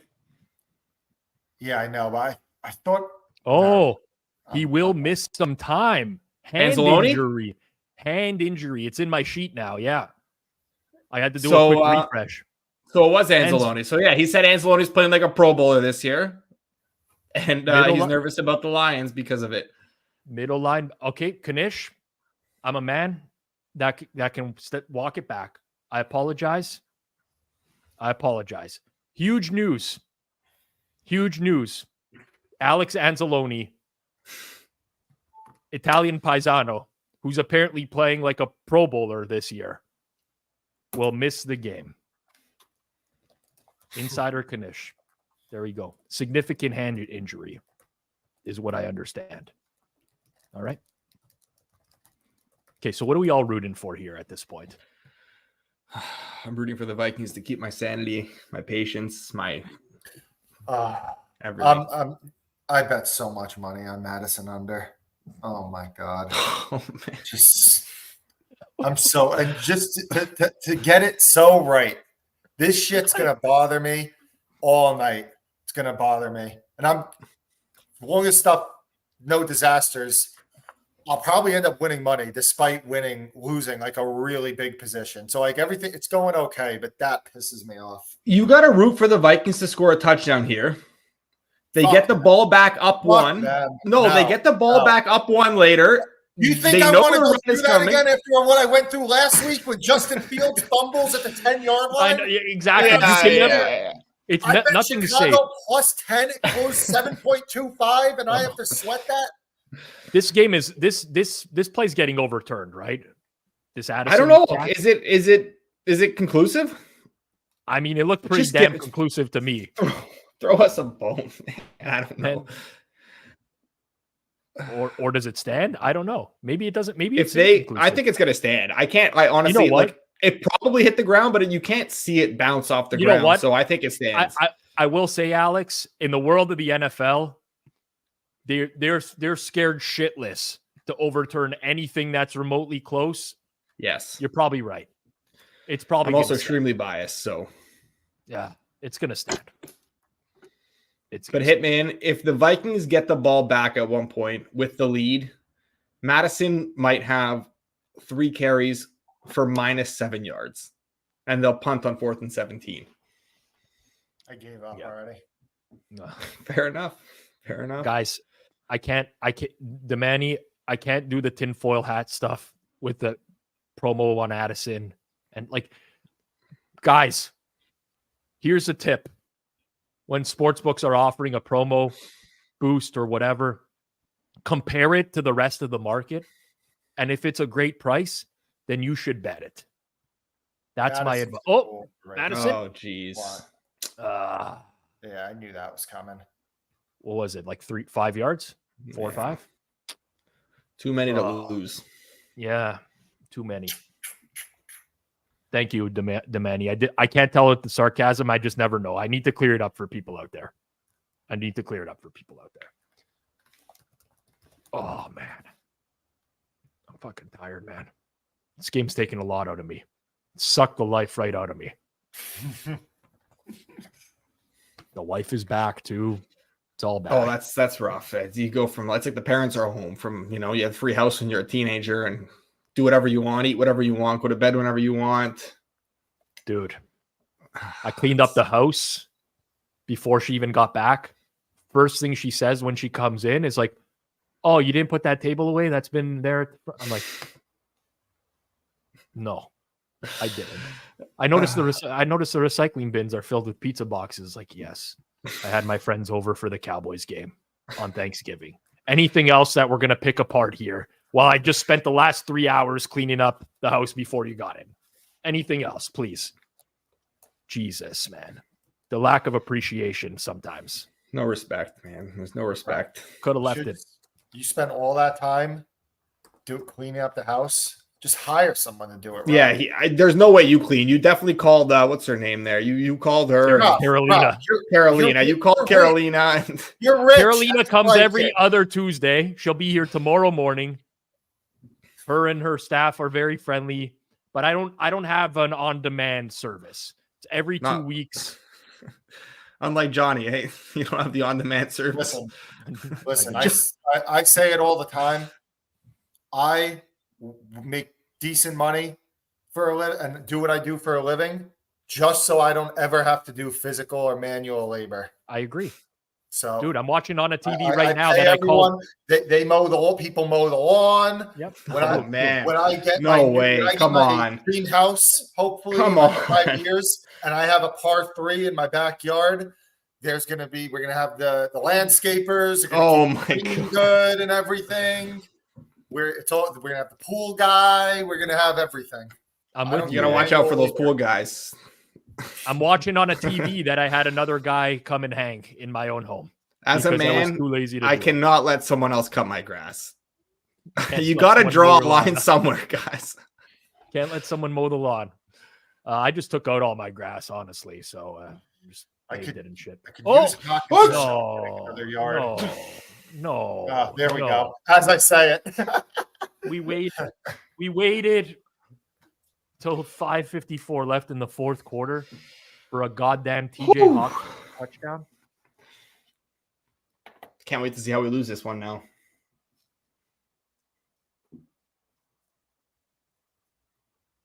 Can we end the stream? I don't even want to watch the rest of this game. I'm going to be pissed if Chicago doesn't cover. I am going to be pissed. How many rushing yards does Fields have? I have like 50 and a half. He's at he's in the 40s, right? 44. 44, yeah. Okay. It's a good score line for him to pick up another. Do you have under or over? I have the over. Oh, okay. You should be good. I had a lot of I bet Fields minus 170 rush yards versus Dobbs. I just had like I said, I'm not BSing about the headline. Like I faded the Vikings in like a lot of stuff tonight. Yeah. I mean, you were right about it. You're just not getting the results. Yeah. I got a very live entry in Circa Millions that has Bears as well. Not as live as Fez. You and Fez both. Not as live as Fez, I'll tell you that. But do you have as live of a position on the Comeback Player of the Year awards as GRP though? I don't have the best position in Canada, I'll tell you that. Okay. I probably my best my long shot future. I bet Hurts at 14-1 to have the most rushing touchdowns this year. And I got a decent amount down on it. But of all people, Raheem Mostert is up 2 right now. I don't know how that's happening. Raheem the Dream Mostert. Raheem the Dream. All right. Let's go. Nice long drive that results in a red zone turnover. That's what we're hoping for. That doesn't get returned. I'm so scared this guy's going to turn honestly, guy, Hitman, I've watched enough football in my life. I don't want to say I know how it ends. What do you think? Vikings by 4? That's what you think? That's how you think it ends? I think the turnover is going to happen quick. You guys haven't watched enough Vikings football then. Just give it to Khalil. They're losing on a last-second field goal. Yeah, but what happens when 2 loser organizations go head to head? No, honestly, the classic Vikings here and would be win the game, don't cover. And then, I mean, honestly, nothing matters. If this game was like, this game just makes it pretty clear that making the playoffs is just going to be one more week of pain. Yeah. Yep. I'm with you, man. Although it gives me a chance to just get at Knish a little bit more about the division. If they win, I can be, you know what? Still live. Look over your shoulder, buddy. We're coming. Alex, do you have a way to pause? Do you have a way to pause your screen, your TV? Oh yeah. I got the Bell 5 okay, thing, so I can. We're gonna sync up with Hitman in a second here. Okay. So as soon as I see 20 on the play clock, I'm pausing, and then Hitman, you tell me when you see 20. I just paused then because I'm at 20. We're good. Okay. We're synced up together now. Us 17, 16, 15, Yep. 14. All right. They just snapped it. All right. There we go. Nice There and we go. easy. Okay. Nice and easy. 3 yards. I'm not live betting this now, so I might as well just be 3 seconds behind and synced with everyone. That way we can react at the same time. Live wagering is pick 'em right now, pretty much. Yep. Bears are going to try to work down the field 4 yards at a time, per usual. Bears. Oh my God, I have live wage. Something bad's about to happen. Something bad's about to happen. Well, I just lost a few yards. Oh, wow. Yeah, this is just. I mean, they've only tried that play about a dozen times tonight for 0 Yeah, yards. I know. Total. Honest to God. Chicago just went to plus 250 in live wagering.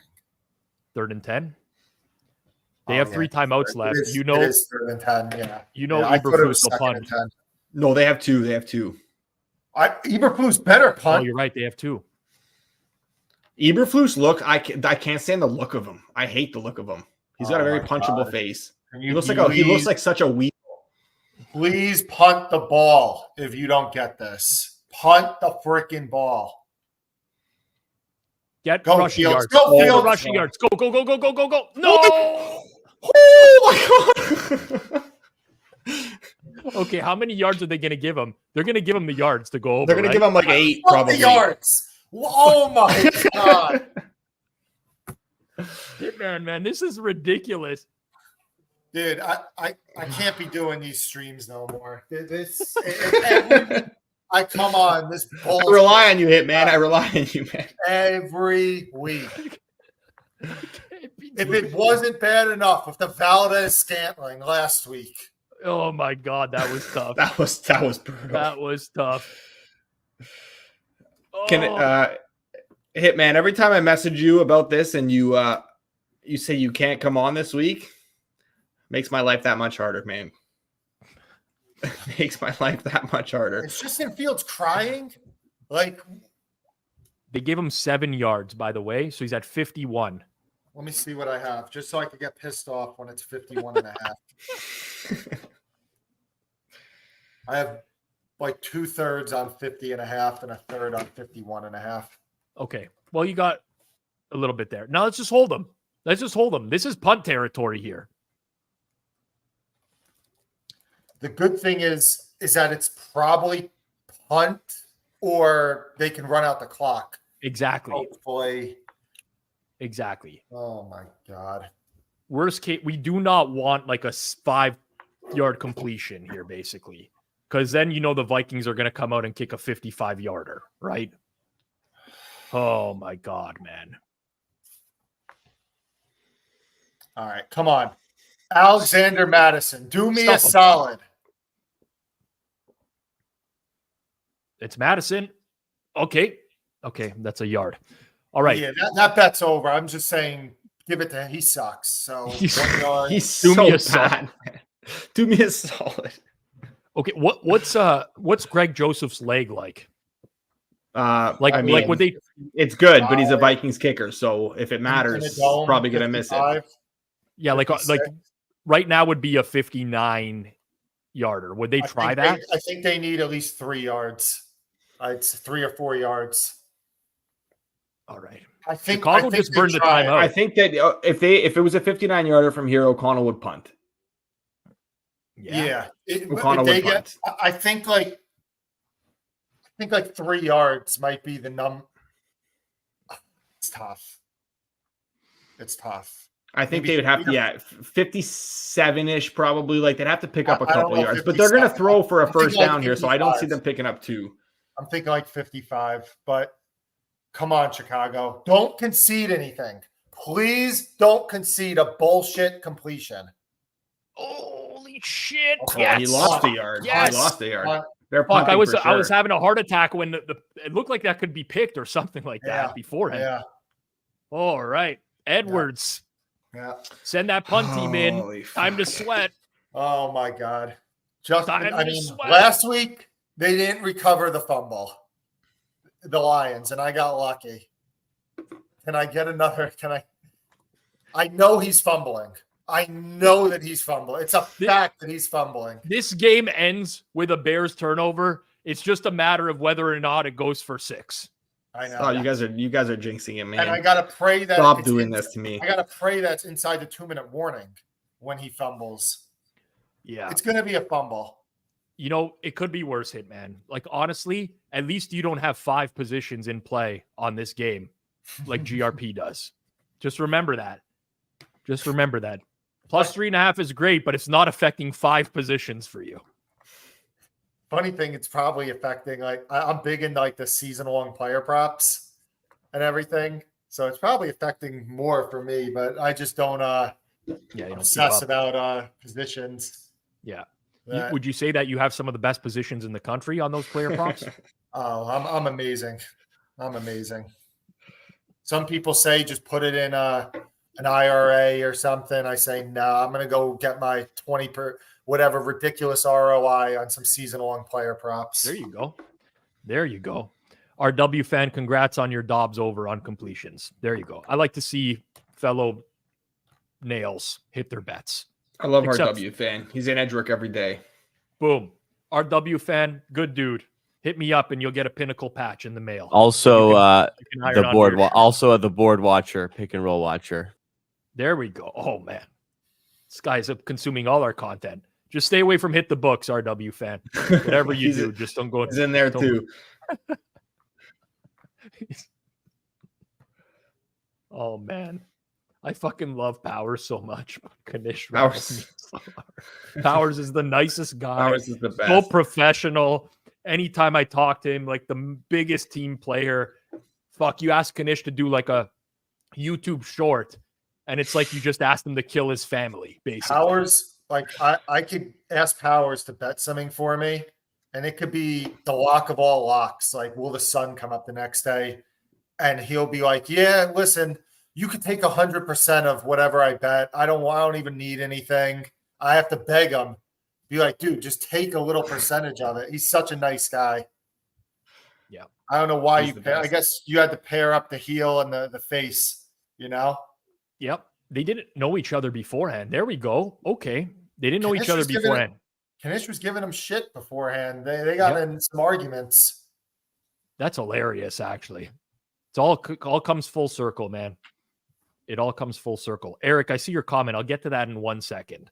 It would be very counterintuitive to unsubscribe. I'll tell you that. All right, we're good.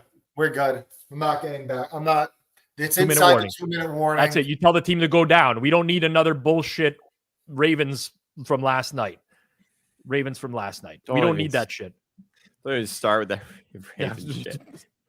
We don't even need that shit. I also, speaking of the bad beats, if anybody had the Saints over and you had a really good price on it, that last kick, very makeable, would have sent the game over. They weren't big bets, but I had a little bit of Houston money line and the over. Houston bets would have been. I'm literally like an inch away from that not hitting the crossbar. Yeah, but you're betting on but you had to rely on Matt Amendola. So yeah, at the end of the day, it is what it is. You get what you get. Eric, all right. Send me a Pinnacle hat or I'm unsubbing from every single channel. There is going to be more swag coming for both forward progress and circles off, but we got some targets to hit in order to get that swag.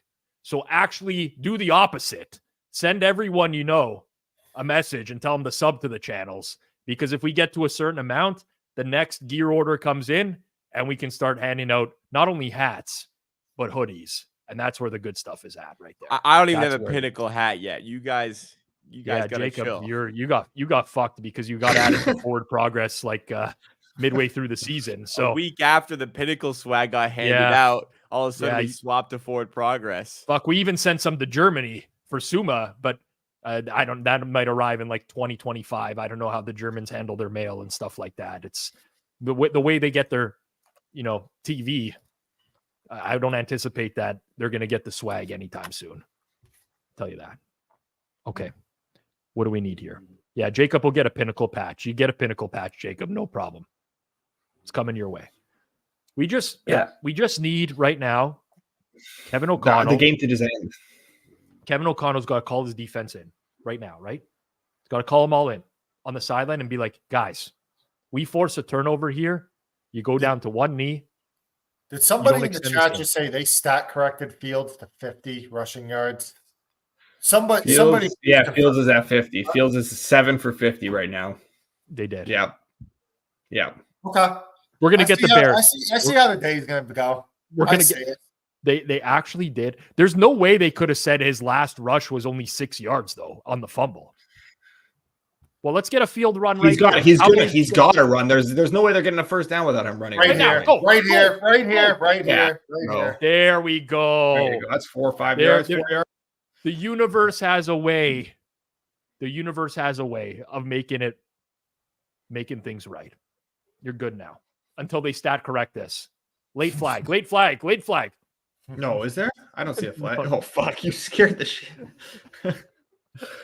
Oh, man. This is going to come down to a field goal attempt. I hate this. Oh, yeah. All right. Oh, yeah. I mean, Fields just run his way all the way down the field. Yeah, I would call design runs the whole time. 100%. The Vikings can't tackle. They can't even tackle, man. We can't even tackle. Yeah, it's easy. It's just easy. He was dying to fumble there. He was dying to fumble there. What an electric game, man. You could feel the electricity of this game. You legitimately have to just run him 3 times here.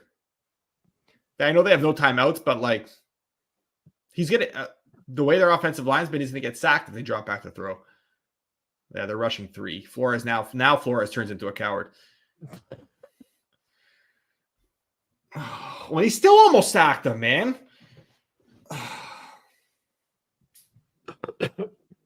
I can't imagine being a fan of either of these teams. It's pure misery. It's awful. This is too good.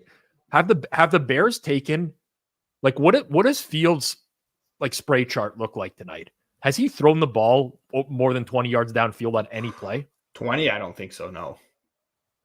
Like, I don't know what this game plan is. I don't think they took a single deep shot. Not that I But can especially remember. if you're going to get cover 0 blitzed, like, you should throw it up 1-on-1 downfield to DJ Moore every now and then. Flores is not bringing a single blitz now. He thinks he can get home with 4. They're not even. What? Was that a flag? No, I don't think so. No, it's Daniil Hunter there. Now what? Where are they? Are they at like the 40, 48, 47? 49. So this is 4 down territory unless they pick up. How many yards do they have to pick up here and not get it first? Because if they pick up enough yards to make the field goal, it's just going to be such short of a 4th down. Yeah. You're going to have to go for it. Even 5, 45 yard. Yeah, because then it's attempt a 63-yard field goal, 62-yard field goal, or go for 4th and 5, 4th and 4. Plus, you got Justin Tucker. Yeah. Hey, man, Cairo Santos. Oh, wow. Doesn't matter. Wow. Let him score. What are these guys doing? Run him into the end zone. Pick him up and carry him to the end zone. Wow. Eager posted a chart with 1 throw past 25, no others past 10. Well, that's 2 now for him that went downfield. Fields. Wow, Moretto, you stayed up all night for this, man. Yep. At least the kid stopped crying. I don't hear crying kid. That's good. Probably text her to close the door. Oh, man. Wow. No, I mean, you did call it. Moretto called it, man. Chicago really has for like since the beginning of that year, the season, they've played like the team, their preseason expectations, like that 7-8 win team. I know very difficult to get mad if you're bringing up preseason win totals in week 13, but too many men. They should do it again and get them all the way down to the 1 and try to pick them up and carry them into the end zone. Just jump offside literally every single play right now. Yeah. At this Don't point, even let them snap the ball. What's the win probability? They're at the 8-yard line, so it's a 25-yard field goal. Like, you got to try to let them score. You got to try to hope that they're idiots and they go into the end zone. Can we bet minus 1,000, Rob? Is it that much of a lock, you think? Minus 1,000 seems like a value bet. They're gonna kneel. It sounds like what? It seems valuable. All right, here. I'm doing it for fun. I'll join. I'm going to join you. It will make for good content either way. We got a what 1,000 do you have Fields over at? Degenerate bet, 1,000 to win 100. Yeah. On Chicago money line. Oh yeah, Fields. What do you have Fields over at? On what? Rush yards? On rush yards. Because he's going to kneel 3 times here. No, he's at 62. He's good. He's good. This has to be like 98% to win, Rob, and you're betting 91%. You bet minus 1,000? I did. Yes. Yeah. I put $1,000 on it, just some entertainment. Yeah. Listen, man, this is going to pay for the cleaning ladies for a couple hours this week. Yeah. For tomorrow morning. Here. I'll join in. It's a good bet. At the end of the day, I'm in the business of making good bets. Let me see if they moved it at all. Yeah. I got to find another site because I got 1,600 here. So I got to pull something else up 16 here. now. Yeah. Yep. CLV, baby. It moved. It is moved. The people heard. Fezzik said, good bet, minus 1,000. I hear you. I didn't want to say it out loud, but I actually got minus 850. Okay. I didn't want to put Hitman in his place for lack of line shopping. You don't have Pinnacle though. You don't have Pinnacle, so you can't. I literally bet Pinnacle at minus 850. I'm logging into Pinnacle here. Yeah. I don't have Pinnacle, but right. All right. 4th and 9. Clock's gonna run all the way down. Yeah. If Fezzik likes it, there you go. Fezzik, 97%. Yeah, I like it, Steve. Yeah, see there? Pinnacle got in at. You just gotta hope it's no Blair Walsh situation. No, who said wide right? I fucking hope he's lying to me. I hope he's lying. He's lying. He's 30 yards, Cairo Santos. Put it down the pipe, Cairo. He's got to put it down the pipe. 1,700 to win 200. Let's go. It's good. Let's go. Oh, you left too much time for Dobbs, though. Too much. I was at the Minneapolis Miracle. Oh, so wow. I've seen it happen. I hate that game. I hate that game because every time I think of that game now, I just think of Nick Foles wiping his fucking balls on our face the week after, just getting steamrolled the week after. Yep. Oh man, you can't even enjoy one nice win. I watched that game at the Vegas airport. At the time, it was called not what it is now. Fezzik, post in the chat. Are you number 1 in Circa now? Fez. Come on. I know we had Chicago. 3.5 tonight. Yeah. I also noticed that our friend who took Minnesota pointed out in the replies that Fez had Chicago at 3.5, like as if it wasn't a numbers play. Like the real market was 3, and he could submit 3.5. Like, oh my god. Anyways, I've said too much. I don't want to get murdered. Get on people's bad side. Castle Rocker 44. Castle Rocker. Don't worry about that guy. Castle Rocker right now is a big. Why are you returning it? Why are you returning it? Oh my god. Whatever. What's Dobbs' arm look like? Who's the backup? Is Mullins out? Have you not watched the whole game? What does Dobbs' arm look like? Nick Mullins has a weaker arm than Dobbs. Yeah. It's going to be laterals and all that. That's the only thing you could do here. Or maybe you just throw a quick 8-yard out, leave a second on the clock. But is it even worth it? It's not. I would just run your laterals now. They should run a toss to Madison. Let him lose like 10 yards.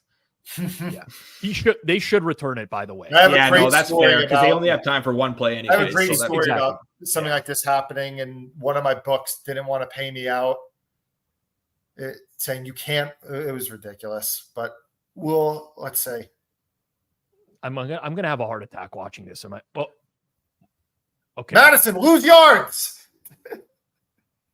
How do they still have the ball? How do they still have the ball? That's forward. That's most forward throw I've ever seen in my life. It's not. This game's done. Man. That's if they score, they'll still get another shot, right? That was the best forward pass Dobbs thrown all game. There we go. Man, that was I love plays like that. That was amazing to watch. All right, yeah, man, I'll let you get in on your story here. Story time with the Hitman. No, it was just something like this happened at the end of a game, and like a receiver didn't catch the pass, but he got negative yards because of the laterals. That's just however the rule book works.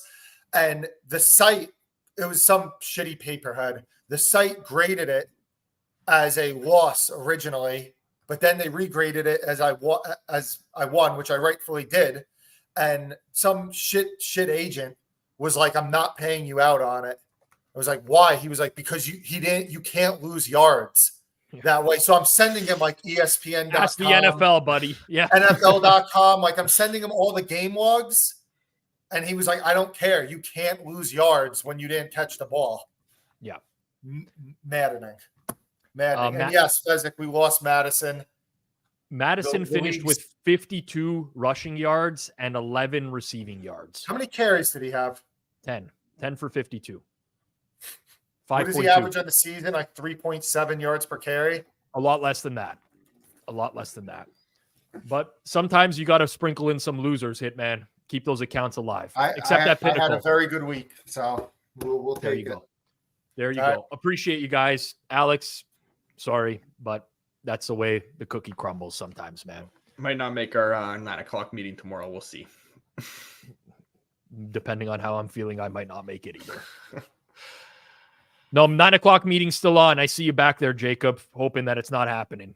I see you back there. No, I'd rather be on because I'm waking up early regardless. So I wake up and then you cancel it. Then there'd be a bigger problem. 9:00 meeting's happening. You guys go to meetings on Tuesday while I'm just on the course dominating, shooting my 87, Tuesday, 9 a.m. is hammer meeting day, but only the most privileged. It's a big Pilates day, some mental health, some golf. Good. Maybe I'll have a drink, a cocktail later at night. Yep. Get recharge the batteries, No, we got a lot to talk about tomorrow. Edgework needs a sponsor. Board needs a sponsor. We got to get shit figured out real quick. We're paying Kanish way too much. Way too much. We're actually paying him nothing. He's just paying he's not paying us, basically. He's paying his debt to me by working for me. That's the way it's working right now. Appreciate you guys. Hitman, have a good night. Moretto, have a good night. Yeah. See you guys. Thank you. All right. Hitman, Alex Moretto. 2 loser Vikings fans. 2 absolute loser Vikings fans. Although it seems like Moretto is way more rattled. Way more rattled. Seems like he had a few too many brews as well. See how he's feeling at 9 a.m. tomorrow, Jacob. We'll see how he's feeling. For all you out there who haven't hit that like button down below, make sure you do so. Reminder, Thursday night, I'm back here for our live watch along. Follow the link at the top of the chat or just head to www.locker.bet. Click the join beta button in the top right corner. You'll get an email with a link for Locker. iPhone only. But we're going to try something new on Thursday night and give away $600 in free cash for anyone who wants to participate. You get to face off against myself, producer Zach. We're going to have a good time with it. Hopefully it will be interesting. As a reminder, if you're in Ontario, make sure you check out Pinnacle Sportsbook. I just showed at the end of the game. Got some extra money by just getting a better line at Pinnacle. Makes perfect sense. Make sure you do it as well. Thank you to our guest tonight, Hitman Alex Moretto, Suma staying up late in Germany. And of course, as always, my producer, Jacob Gramenia, making things work behind the scenes. Appreciate all the nails out there. Thank you for tuning in to another live watch along here on Forward Progress presented by Pinnacle. Enjoy the rest of your night. I'll catch everyone back here for best bets on Wednesday afternoon.